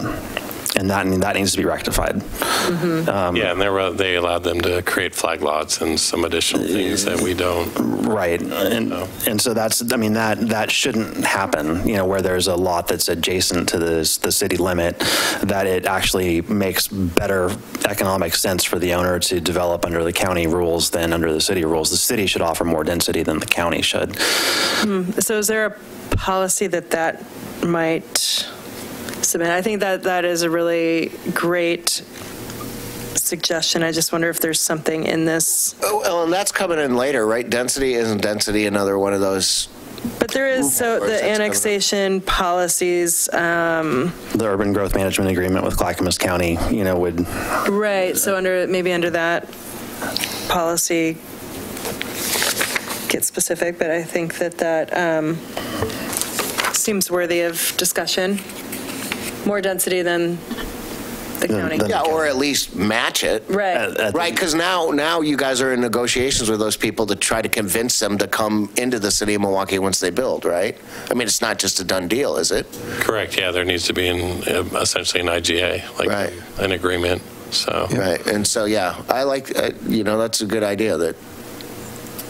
I mean, it's the city versus. The idea is that the cities manage urban areas, and and the cities actually get more money for roads than the counties do, per road mile, from the state. I mean, it just makes better sense to have cities managing urban areas, and so I'd like to personally spend a lot of time on this section, but I think that there just needs to be logical parameters around the annexation goals, specifically, is it, I I know that, as you look out towards the regional center, towards 82nd and the Clackamas Town Center, and there's a lot of opportunity over there for intensification. If you look at the Clackamas Town Center parking lot, the way it's zoned under the county zoning, it could, you can have skyscrapers there, basically. There's a lot of potential tax revenue sitting over there, and it should be administered by a city. And it's within Milwaukee's UGMA. It's on this side of 205. Happy Valley's on the other side. It makes sense for that to be future Milwaukee. But, the policies have to direct us. Right. And so, and the policies for the last 20 years have been very passive and, focused on like two areas of interest with the county, which is the northeasterly part, and then also the area right around Rusk Road, that little peninsula that juts up from, that's still unincorporated. And so, those areas have been the focal areas for the last 20 years. Not much has really happened as far as, bringing those into the city. And so something, stronger language needs to be used and stronger incentives need to be offered. It is, the landowners do have the freedom to choose. And so make it the obvious choice. Make joining the city the obvious choice. And so our policies need to really push that direction, and the residents will be better served by a city than they will be by the county. It's an urban area, and we expect urban level services. And I know that there's also the special districts, and they have their boundaries, and they're going to provide certain things. So maybe it doesn't make sense to jump across a special service district boundary, which I guess probably generally align with the watersheds or the waterways as boundaries, because you don't have to pump sewage uphill or whatever. So anyway, just having some really. So when you reviewed these, you were like, this isn't strong enough. It doesn't feel like it. This isn't doing it for me. It doesn't feel like it. And it's not this, it's not necessarily that we need to have this, aggressive growth at all costs, but smart growth, of the boundary, smart, pushing the boundary out, smartly, and and again creating these incentives to bring land in from the county and provide it the urban level services and meet our housing goals, meet our employment goals, meet our regional, goals. It just. It feels a little unspectacular to me, the way that it's written. So can I make a recommendation? So my recommendation is, and I was going to say this after the presentation, I'm not able to attend the next CPAC meeting because I'll be on vacation, but I would love for Commissioner Edge to attend on my behalf as liaison and, look at, work with that group and provide some suggestions within that. Does that? What's the date? Is that so within June 27th? Within my power to do that? Yes. As chair? Okay. You have unlimited powers. If Commissioner Edge agrees. It's an Plus, opportunity. if you guys are going on vacation together and you're just trying to get rid of them. It's an opportunity to, have a group discussion with the CPAC. And, it sounds like there's a few things that could be. June 27th? Mm-hmm. At 6? 6, yeah. Okay, well, yeah, I'll do that. Nothing like a back-to-back nights of Planning Commission and CPAC. I'll be there right with you, so if that makes you feel any better. And I'll be missing that Planning Commission meeting as well. Boy, oh boy. Dereliction of duties. All right. I'm sure Denny will be on vacation too. That's a good one. Where's that being held? That'll be, I think I scheduled it for, no, actually Safety at the building? Public Safety Building. It's back at Public Safety Building. Okay. I'll forward you on the perfect. Yeah, the thank invite. you. Great. Yeah, and I didn't get my last email on the notification of the last meeting. The only way I was made aware of that maybe. and the only way I saw is I kind of back channeled it on the city website. I can't believe It's I look hard at to the city get these website a things lot, filtered down from Denny when, according to you, he's never in the office. I know. Man, this is turning ugly. He just remembers everything I say, apparently.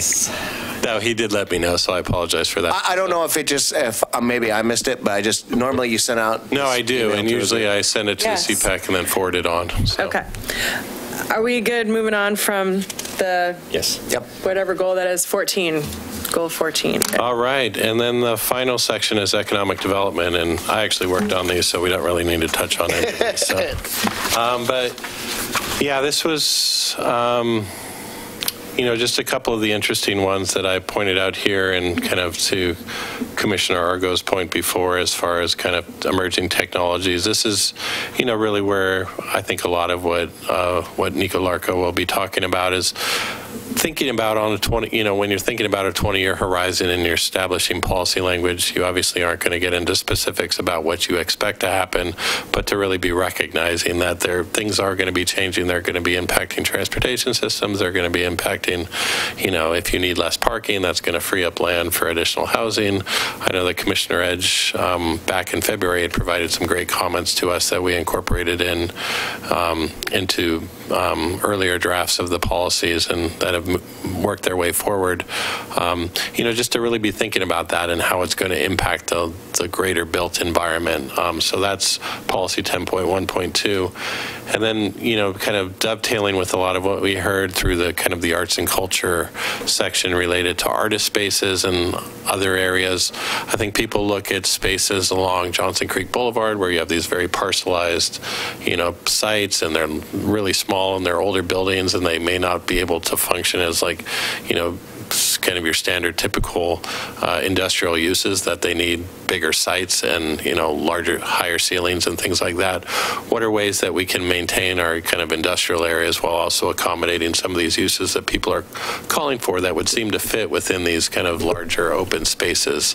And so that's what policy 10.1.6 is about. And it's not just on the arts, but we get people calling up about auto repair and things like that, and kind of specialty auto repair, not to get too much into the weeds. It's just to really be thinking about where can some of these things go that, really have had a hard time finding space because they don't really fit within maybe some of our commercial areas. So.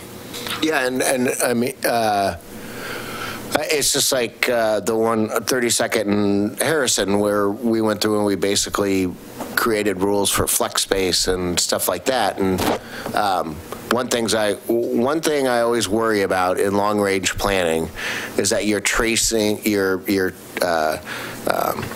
you're following a trend that may be coming to an end.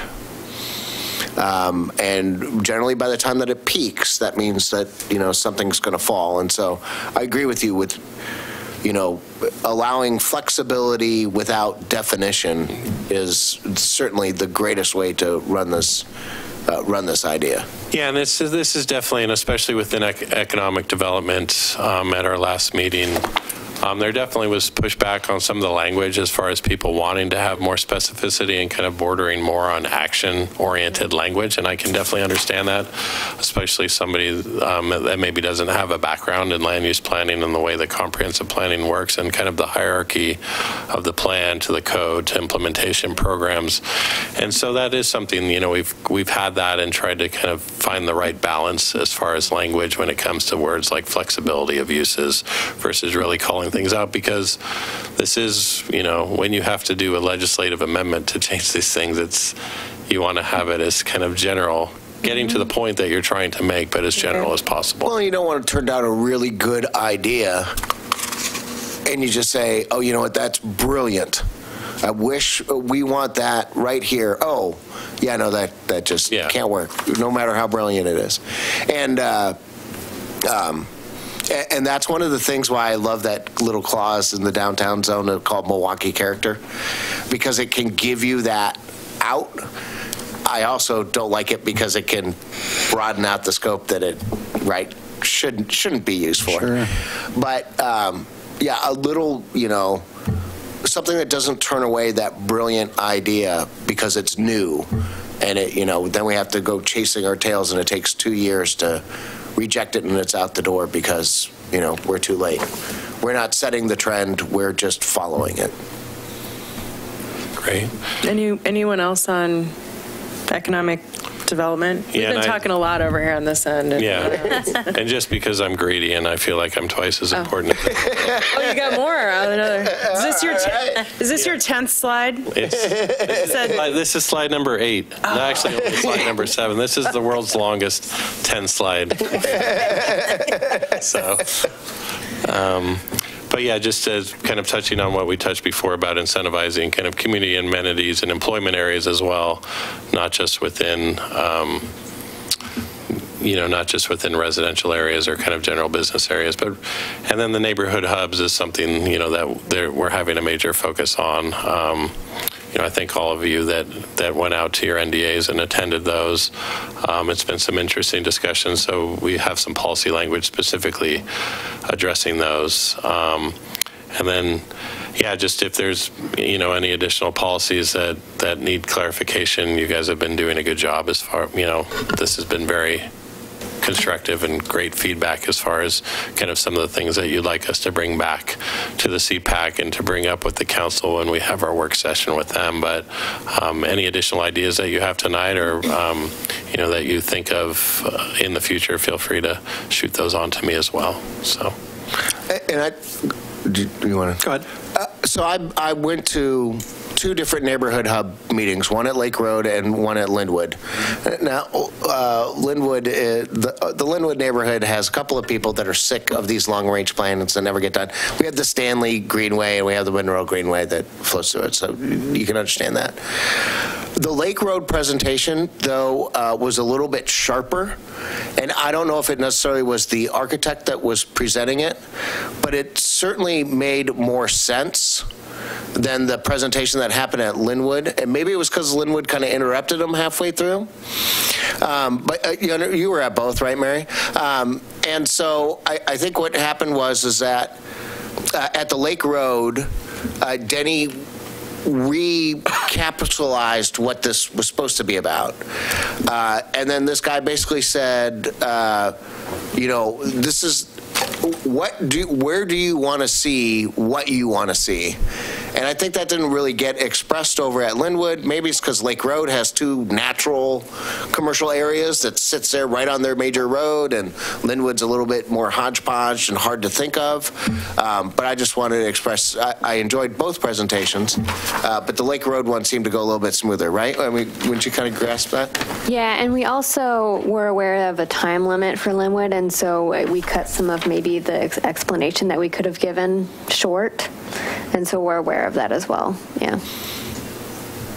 Yeah, no, and I'd gotten that feedback as well from people that attended that, maybe we didn't do the best job of. Well, it's just a hard, it's a hard concept to people wanting to get their mind around really what is the question. Because you ask a very simple question, what do you want to see in your neighborhood, right? But it's it's just like, oh, well, I can ask anybody a simple question, and how they perceive it becomes a really hard to answer kind of thing. It just kind of does. Yeah, and I mean, to provide some context, we had one with Llewellyn, which, shares a lot of characteristics with Linwood as far as being east of 224 and primarily single-family residential, that on its boundary there's, King Road shopping areas, both at 42nd and at Linwood. And Llewellyn, they zeroed right in on what they wanted to see. They identified they wanted it on Stanley. They thought it should be really some of the old Cannery building across from Ball Michelle Park. And so it just kind of depends on the neighborhood and the group of people that are involved. So the Llewellyn one was really interesting, just how quickly people zeroed in on kind of a similar concept. And what they'd like to see, and how do we avoid it just turning into a liquor store, and right. How can we have both indoor and outdoor space, and how can we get Wichita Church involved, and they were actually there and offered, we could potentially do this on our side in a community garden.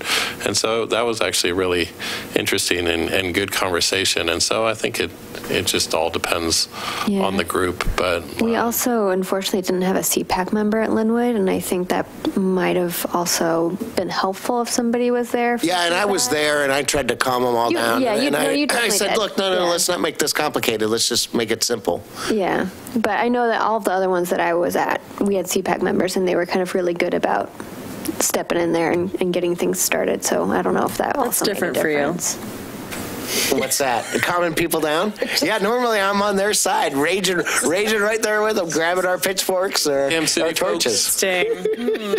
So were they struggling to come up with any consensus issues? No, well, what happened is Linwood is a lot like the east side versus the west side. We have this huge dividing line that's Linwood Avenue, and we have this natural central hub of the school.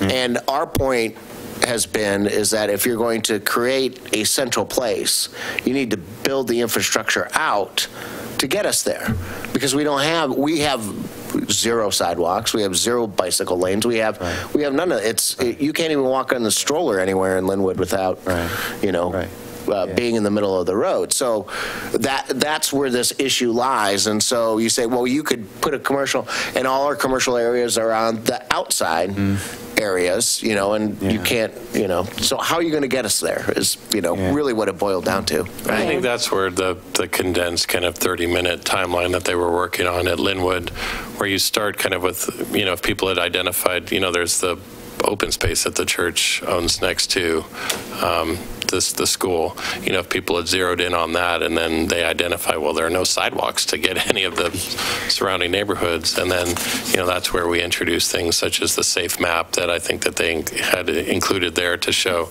kind of when sidewalks are planned, within the Linwood neighborhood, and how that's going to improve pedestrian, connectivity and things like that. And then that naturally leads into, well, these are additional places where we need sidewalks, or this is where the financial feasibility analysis that was going to be a component of this project. And so it sounds like maybe it kind of maybe went a little bit off the rails and didn't really. No, it went off the rails. Compared to the Lake Road one, it went totally 180 different discussion. Yeah. So that's something that we definitely can work with, and I can work with Zach on to make sure that we have adequate time, and maybe we'll develop a special program, a Milwaukee redemption tour of the Linwood neighborhood. There you go. There you go. Well, and I think we got down to what we wanted. We got a pretty good list of what amenities we wanted, right? I guess kind of. I mean, we'll be coming back multiple times, so that's not the only time we'll be there. Yeah. Yeah, I think for me, in thinking about neighborhood hubs, I'm still just not clear, how you implement those and like what that looks like. Yeah, it's the code. It seems really like just vague to me at this stage, but I know that it's what you're going to be. It's part of your outreach and working on refining. Yeah, and it depends. Definitely depends on the neighborhood. I mean, you look at your neighborhood, and there's already obviously 32nd Avenue, but people kind of zeroed in on, well, yeah, we have this, but we haven't seen a whole influx of uses in there, and the bottle shop is, largely because of just it being such a small operation. It's only really open during the day, and we'd love to have additional uses like this. And so that's a different thing. When the zoning is already in place, the NMU zoning is already in place that allows for kind of that missing middle housing over retail and things like that. It more gets to be like, focusing on the infrastructure that's needed. How are you going to accommodate, parking if it's needed, or how do we focus it really? How do we provide the density to support kind of neighborhood-oriented businesses? Because probably, given the zoning, if businesses felt they could be successful in that area, they probably would have already gone there. So what can we do from an economic development perspective? And so that's, it's going to vary. That's going to be different than in Linwood, where the whole real area is still R7. So future iterations will be looking, like getting out zoning maps. Because when we, at Ardenwald, my neighborhood, we didn't have zoning maps in front of us and couldn't really look at, what's possible. So I guess it sounds like a future iteration would be to have that kind of detail. And then people could say, well, what about this? And you're like, well, it doesn't fit in the code actually, or it doesn't fit in the zone, or we'd have to, but those kinds of people want to do things. You look at, 32nd is, you look at the NMU zoning, and it's largely just on the west side of the street, which doesn't make a whole lot of sense, but it largely the zoning was created to meet what was already there. Right. Right. And so, you know, are people wanting to expand the types of businesses and services that are within walking distance of their homes? And then, you know, whether, you know, there could be residential, you know, structures that, you know, get zoned as commercial. It doesn't mean that they have to be convert to commercial or to mixed use, but, you know, that does provide additional flexibility, and it provides, you know, a greater ability to meet the vision of the neighborhood as a whole. So. Got it. Cool. Are those envisioned as like 18-hour communities? Yeah, I mean, that's, you know, I think it depends, and that's input that we need. I mean, if people are wanting, you know, a pub or a restaurant that's open until midnight and then, you know, open again until 6, you know, open again at 6 a.m., you know, for your technical 18-hour neighborhood, or, you know, does it become a, you know, a 14-hour neighborhood? Does it, you know, how do you respect existing, you know, neighborhood character and have something that is still financially feasible? And, you know, are you going to have office uses or just commercial uses? And so that's the thought, is really for people to weigh in at that level of kind of specificity to, you know, tell us what they want, what they think actually fits, you know, within the neighborhood and within the land use framework. So.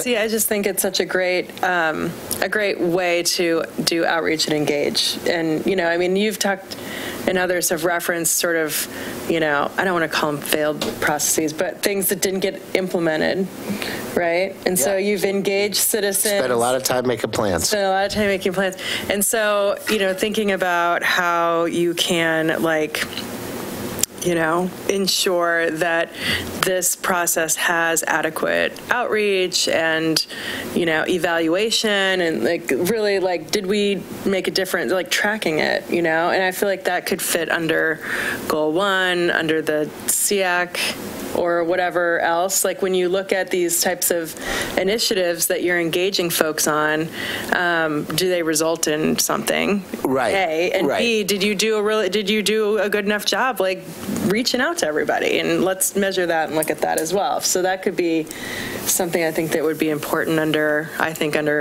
like a responsible Goal 1, because there's nothing worse than, like, starting something, getting everybody jazzed up about it, and then it's want, you know? Yeah, well, how are we going to fund that? Oh, well, we can't. Right. Never. And then you lose engagement, right? Yeah, it makes, like, it's that's part of the Linwood's neighborhoods, at least 2 people in the Linwood's neighborhoods, frustration is that, look at all these plans that you have promised us throughout these times, and the answer always is that, man, we went through 2 years of planning and it looks great on paper, and then you say, okay, well, when is it going to get built? Oh, well, it's just a pipe dream. Yeah, you know, we're 10, 15 years out before we find any real funding to be able to do it. I know, I guess, I'm just sensitive to people investing time and getting excited about something, and then... So this neighborhood hubs could be something that could show results fairly easily, if you have a landowner that's willing to take the risk. It's gonna, you know, unless we get into the business of, you know, if it's a community space, and, you know, we're already not a full service city, so, you know, we're a little bit limited, but it's going to be highly dependent on the private side of things, and, you know, our job is to reflect community priorities and, you know, allow for things to happen more naturally and more easily. So. Well, and I thought that was interesting, Commissioner, because I've heard the 20-minute walk, right? A 20-minute neighborhood, or whatever that's called, 20-minute walking neighborhood. I've never heard the 18-hour neighborhood concept before, but after talking to Howie Oakes, who's and I tried to convince him to make his place a hub, that would be perfect. He's out there on Stanley, Johnson Creek. Shipping containers. Shipping containers. That's what I said. Bar down below and a restaurant up above. And listening to Lake, listening to Linwood, and talking to Island Station and to Historic, the pub, a family pub idea seems to be this common theme that is floating throughout this whole entire place, which I don't have kids, but, you know, when I go to the beer store, I'm amazed that I have to find a spot that there isn't a crying kid somewhere because people like bringing their kids in there. No, it's fine, though. Right. But I get the idea. It's a family-friendly It's like to drink. pub house, right? Yes. Right. We know all the best bars that have little play areas, so. Yeah, and that's what basically, you know, someplace I can go in at 6 o'clock in the morning, get coffee, and have a beer at 8 o'clock at night. And I can bring my kids and not be offended by it. So I think there are other policies here that get at that too when we're talking about amenities and so forth. So, I mean, I think it's not just the neighborhood hubs. I think there are other policies that kind of reflect that idea of, you know, looking at the amenities that serve the employees and residents, you know, the communities. So, I mean, I think that these look really good to me. And so I would ask to bring us back around at providing specific I just want to make sure feedback nobody on got here. home before 9 o'clock. And I'm also getting really thirsty when you're talking about the I think these store. are good too. So let's. Do you have a comment? Yeah, so I mean, my suggestion, if pubs is really, you know, a common thread, you know, across the community, then I would really strongly recommend, you know, looking at the land use language with respect to processing and manufacturing, you know, in the neighborhood hubs, because, you know, you're technically doing raw materials or primary processing of raw materials when you're brewing. And then also, you know, the distribution possibilities. I know in the county that in our community commercial district in the Oak Grove, you know, town center, you know, we can't have brew pubs basically because of the primary processing of raw materials, you know, like which is malts. Oh, is that because that's considered industrial? Yeah, and then there's also distribution concerns if, you know, a pub were to say brew their beer and then sell it or, you know, distribute it through a tavern down the street instead of just out their own storefront or their own restaurant. And so these things need to be looked at so that you can really enable, you know, economically viable brew pubs to locate in communities, like you would have with the neighborhood hubs. So that's my recommendation. Yeah, so really like within the downtown mixed-use zone now, you can do kind of processing and manufacturing as long as there's an associated retail component. So whether it's you know, your brewery with, you know, beer, or whether you're processing, you know, CBD or THC, you have to have a retail component associated with it. Okay. We actually have somebody that's, you know, kind of asking about the CBD component of it, you know, within the DMU. It's an interesting conversation. Been learning a lot about OLCC regulations the last few weeks with that one. So, yeah, that's something that, you know, the DMU would be, you know, a model for that, making sure that we capture that and make it still appropriate. All Linwood has to do, there's that space at Stanley and Railroad that's just barren by the Convalescent Center. Yes. Just punch a tunnel to Breakside. There you go. Beautiful. I love that. Let's write a policy in here. That would be transparent. Except Commissioner Edge would hate that because then that would destroy the Minthorn Creek, right? That runs down through there. You'd have to go pretty Skyway. deep. Skyway? All right, that's even better. A gondola to the over railroad tracks. Let's see if we can't get that done. Yeah, right. All right, we're getting a little wild here. No, I think I'm right there with you, man. So yeah, we already kind of went over the neighborhood hubs, but the next step is basically we're actually meeting with our consultants tomorrow afternoon to talk about our next steps and to come, you know, kind of offer a design studio where we can offer some options. Kind of this is what it would look like within your neighborhood, and so we'll be talking about that more and reaching out as we continue to move into the summer. And then you guys have already kind of been weighing in on, you know, things that you know, think we're missing. You know, so that's kind of key question number one. You know, we're going to be moving into block 2. So just as far as your involvement and, you know, how you can provide input, any feedback that you have, you know, we want the outreach, including to the Planning Commission, to be a continually evolving and improving process. So any thoughts that you have about how we can better utilize the Planning Commission are very much welcome. David, I think if you send out materials, when you send it out to the CPAC, maybe you could copy us. Will do.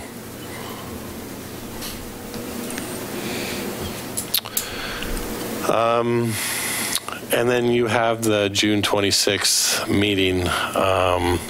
And, you know, I was looking at the timeline. Maybe this wasn't a question that I should ask because it was such a tight timeline with, you know, your meeting on the 26th and the council pinning them down. But if you wanted to see the policies on, you know, at your July 10th meeting, that's something that we could do just to kind of brief you on it really quickly as a item on that agenda, assuming that there is a meeting. I'll be in Denali National Park, so it won't be me. Nice. But that's something that we can look at doing. Is that something that can be done via email and then respond back via email? As long as you send them directly back to us, you can't have a meeting amongst yourselves, but we can send them to you individually, and you can respond back to staff. You just can't CC the rest of the planning commission. You can't CC, because then that would be essentially a public meeting where you're deliberating. You know, council's going to do what council's going to do, just from past experiences through these things. And so I don't know if, I personally don't know if we need a whole meeting, second look at it. But maybe if we each kind of got it, and we found little things that we thought needed some adjustment. Well, it would be a third look.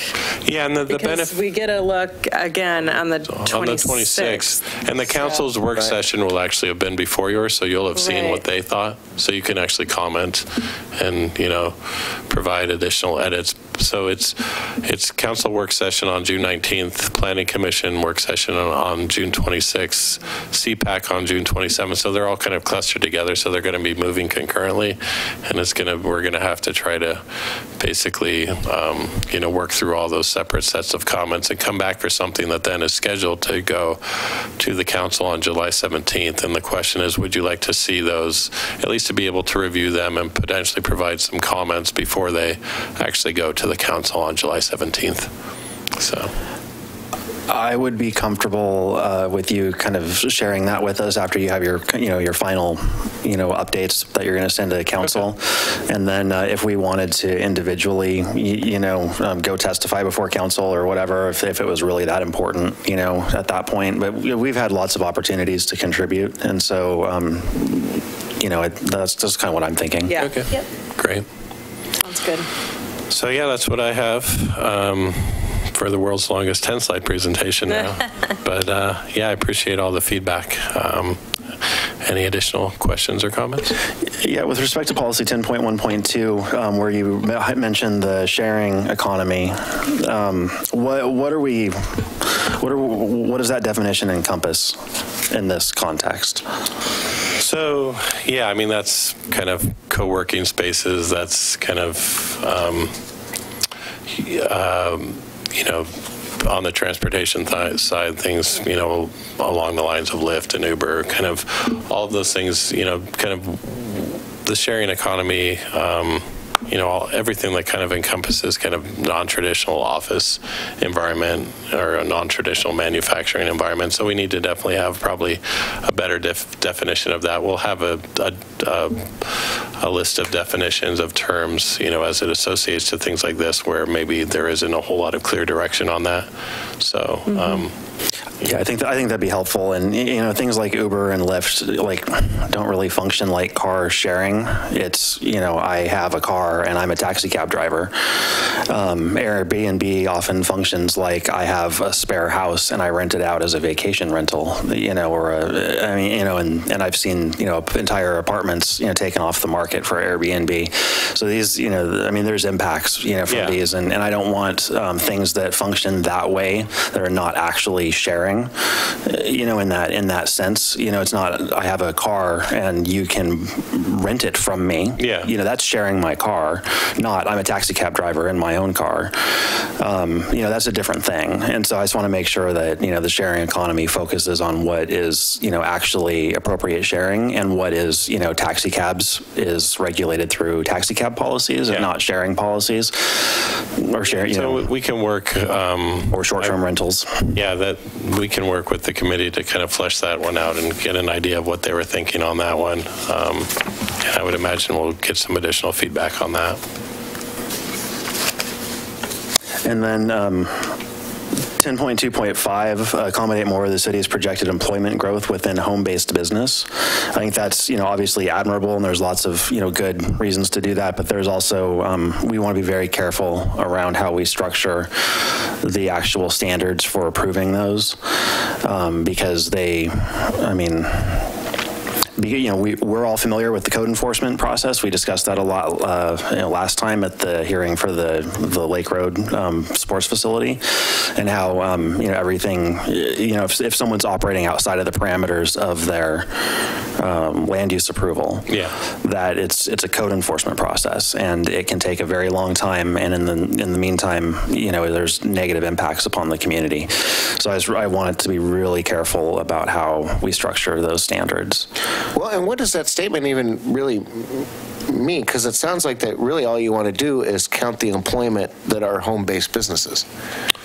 Yeah, the thought is kind of in recognition of the general lack of employment land within the city, that we are largely built out, to think of ways to accommodate more businesses that are home-based. How we're going to do that would be something that we would need to develop some specific actions and strategies to do, and as Commissioner Edge pointed out, to make sure that they're compatible with the existing neighborhoods and that they don't all of a sudden just become a massive code enforcement issue.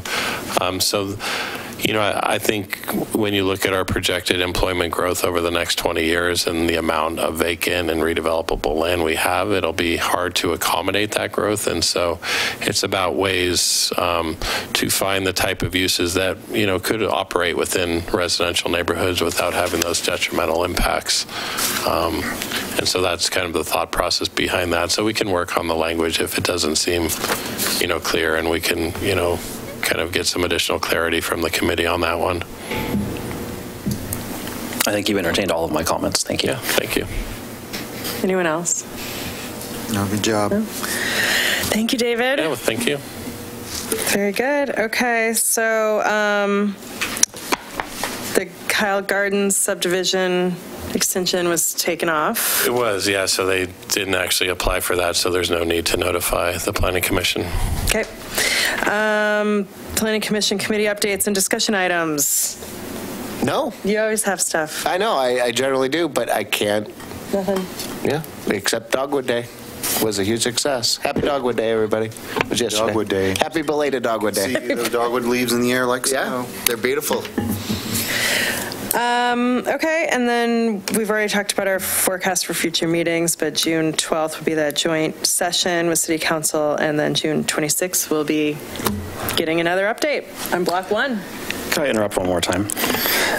So with the committee updates, I've been participating with the Design and Landmarks Committee. That's right. Sorry about that. Yep. No worries.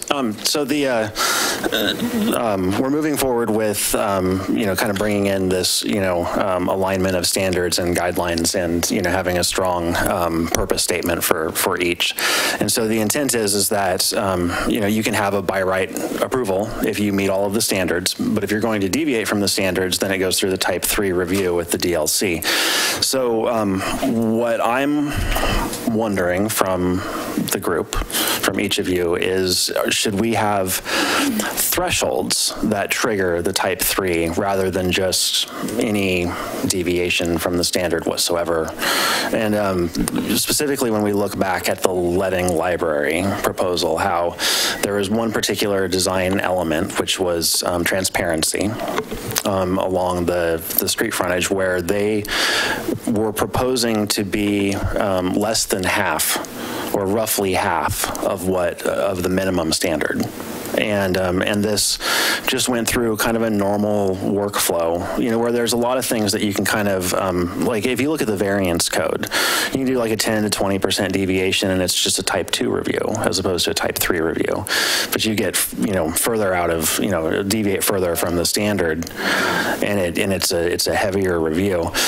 And so what I'm looking at is the possibility of having, kind of that stricter, like type 3 variance review criteria, where you can, and we went through that tonight, where you take one of two paths. It's either there's a hardship that, with the site, that if you developed it to code, you really couldn't feasibly do it, or that it better suits the site, better suits the comp plan, better suits the exact setting of the site.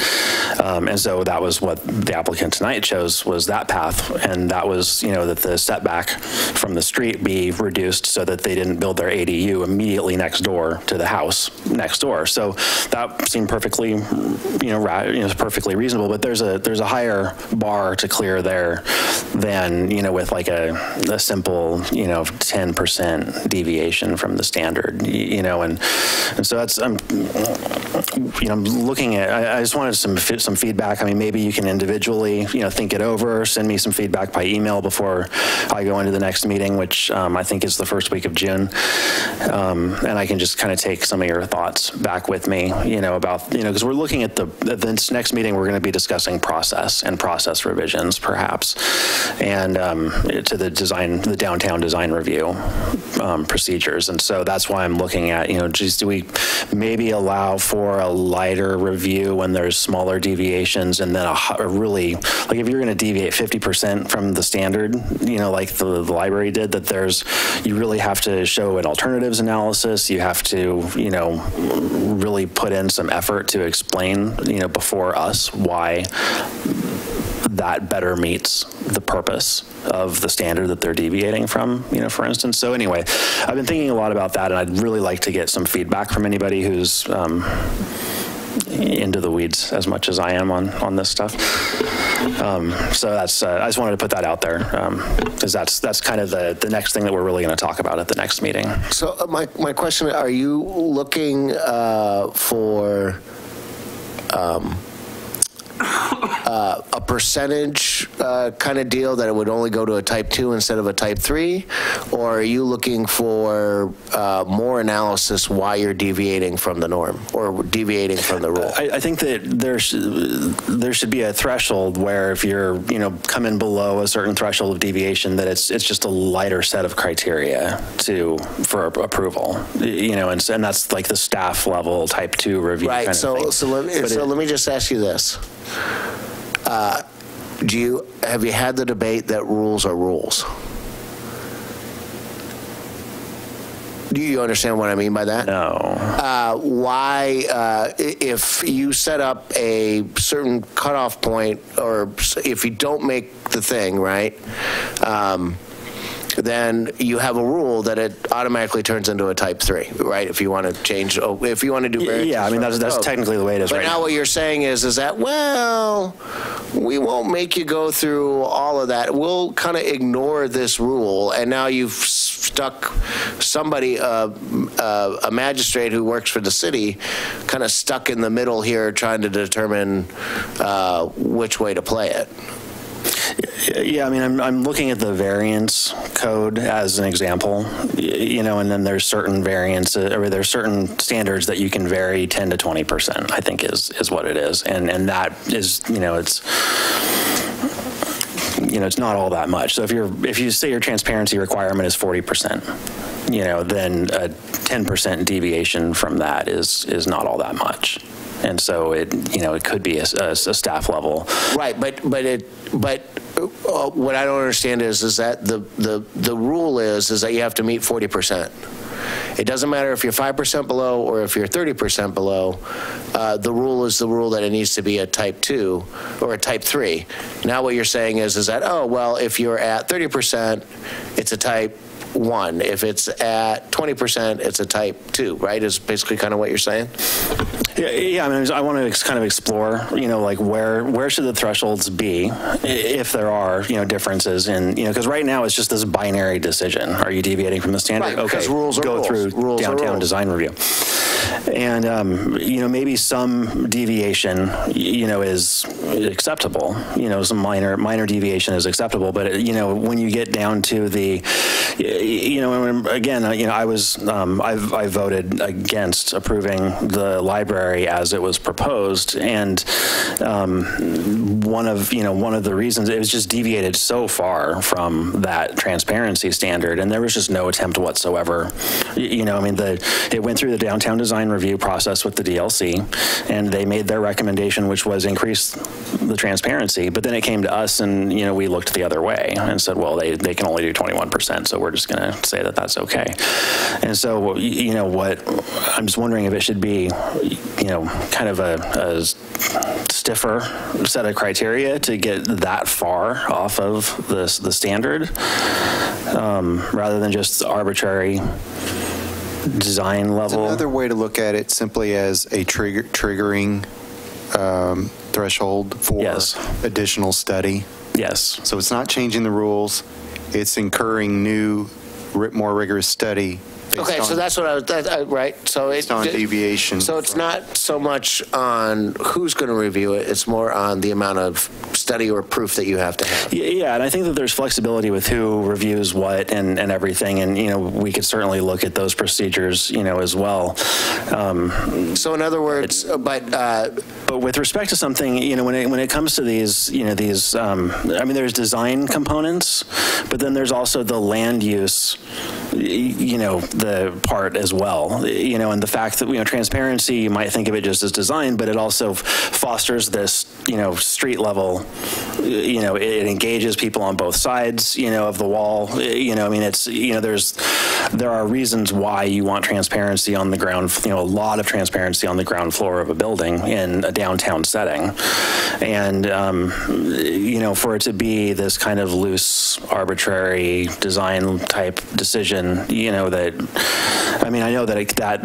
came through us, as well, and we could have been a little bit harsher, in our assessment of it if we wanted to, or, but they presented their case and we made our decision.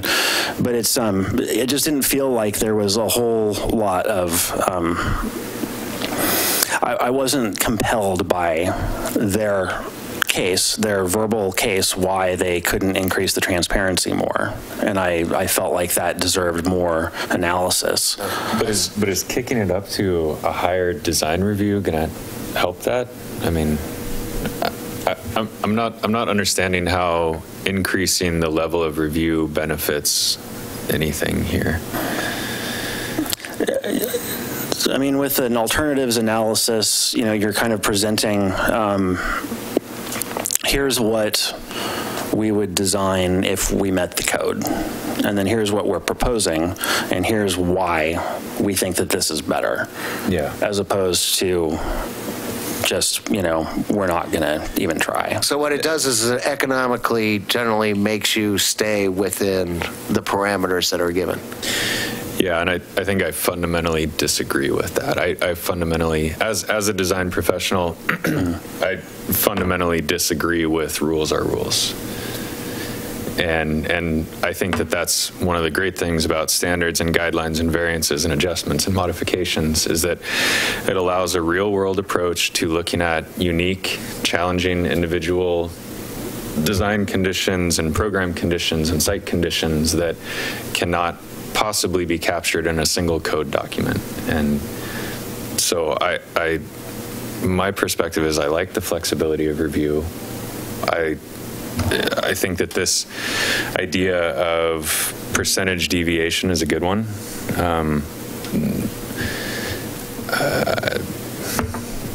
So, yeah. Okay. And I'm happy again to solicit additional thoughts from each of you if you want to email me, before, I think it's June 5th is the next time that we're meeting, somewhere right around there. And so I'd be happy to entertain further comments if we don't want to stick around. Well, let me ask you this. So are you guys looking at other downtown design, elements that from like Oregon City or other places that have, okay. Yeah. And so other cities have what you're suggesting where you have percent deviation requiring additional study? I haven't personally reviewed, and this is unique in your. I haven't seen that elsewhere. Yeah. I was curious. Okay. I mean, yeah, because I don't want to make it more difficult, but I do want to make it more difficult to deviate so far. Right. There should be a really high bar to clear, in my opinion. And, and I guess the flip side of that is that we offer a little bit more flexibility just by right, with a certain amount of deviation. But then if you're going to really deviate really far from the standard, then there should be a high bar to clear to gain approval for that, as opposed to just saying, well, look at this beautiful building and we don't want to. Or to say, well, we can't afford it, period, without like additional. Yeah, and that's one. I mean, that's an acceptable variance approval path as well. Is that it's okay to do what your standard requires is economically infeasible on this site. That's and that's perfectly reasonable.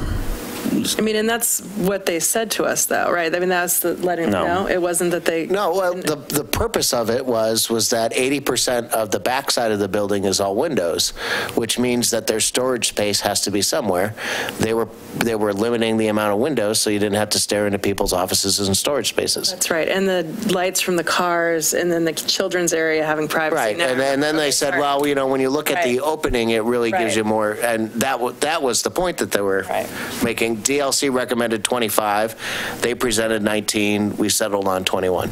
And the standard is 40. Mm-hmm. Right, but yeah. I mean, that's why I'm bringing it up, is because it's so far off of the standard that I don't feel like they made the case. So in this case scenario, what you would say is, oh, well, they're 50% off of the standard, let's say, at their original design at 19%. So that they should they should have a secondary design of what the building would look like meeting the standards.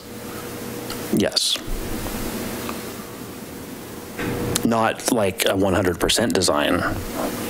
Right. But yeah, I mean, a rendering, an elevation, a plan, a section, whatever is necessary to demonstrate how. And you want to set these thresholds for height, bonuses, and.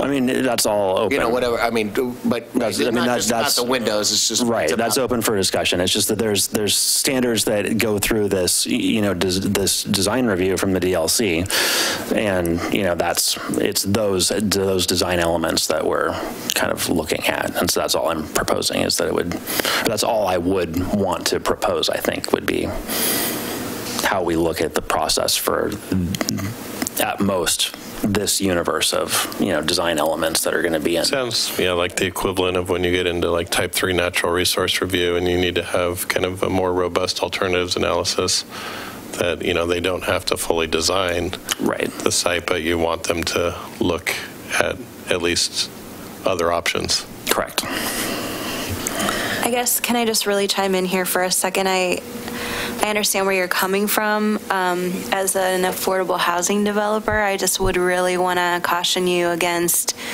added expense for some type of development like that. Like, I know we're talking about transparency here, and I totally get that, and I agree.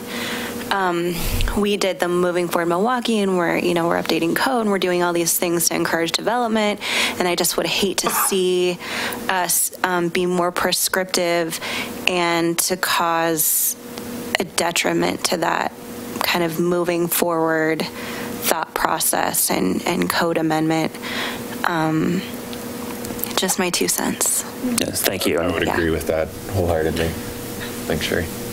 And it's complicated with the library because there was a committee that convened from the beginning of the project, and they are the ones that did the evaluation of concepts and goals for the project. So that can be confining to them, or not confining. They're just not aware, or not. They do not infuse that into the process in a way, but. I'll tell you, Commissioner Edge, if you present it in a style of like a problem statement, although I don't want to give you any work, but it's something that would help me realize the condition, what you determine is the challenge, problem, and an approach. That I would love that, but maybe I could just give you my thoughts, but I'd like to see something that helps me make that logical train of thought in thinking about this, because it feels like we could go down many rabbit holes in talking about this.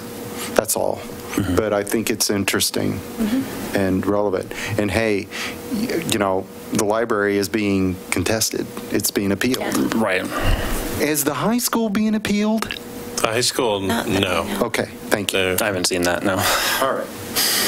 There was some question about whether the fields would be appealed, but that's still open. That's open. Is the high school still open for appeal? No, the high school decisions. Okay, thank you. How much longer is there for the Lake Road? Until Thursday, I believe, is the appeal due date for the Lake Road fields.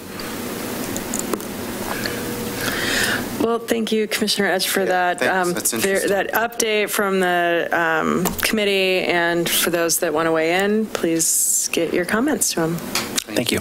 So, all right. Well, I'll entertain a motion to adjourn. So moved.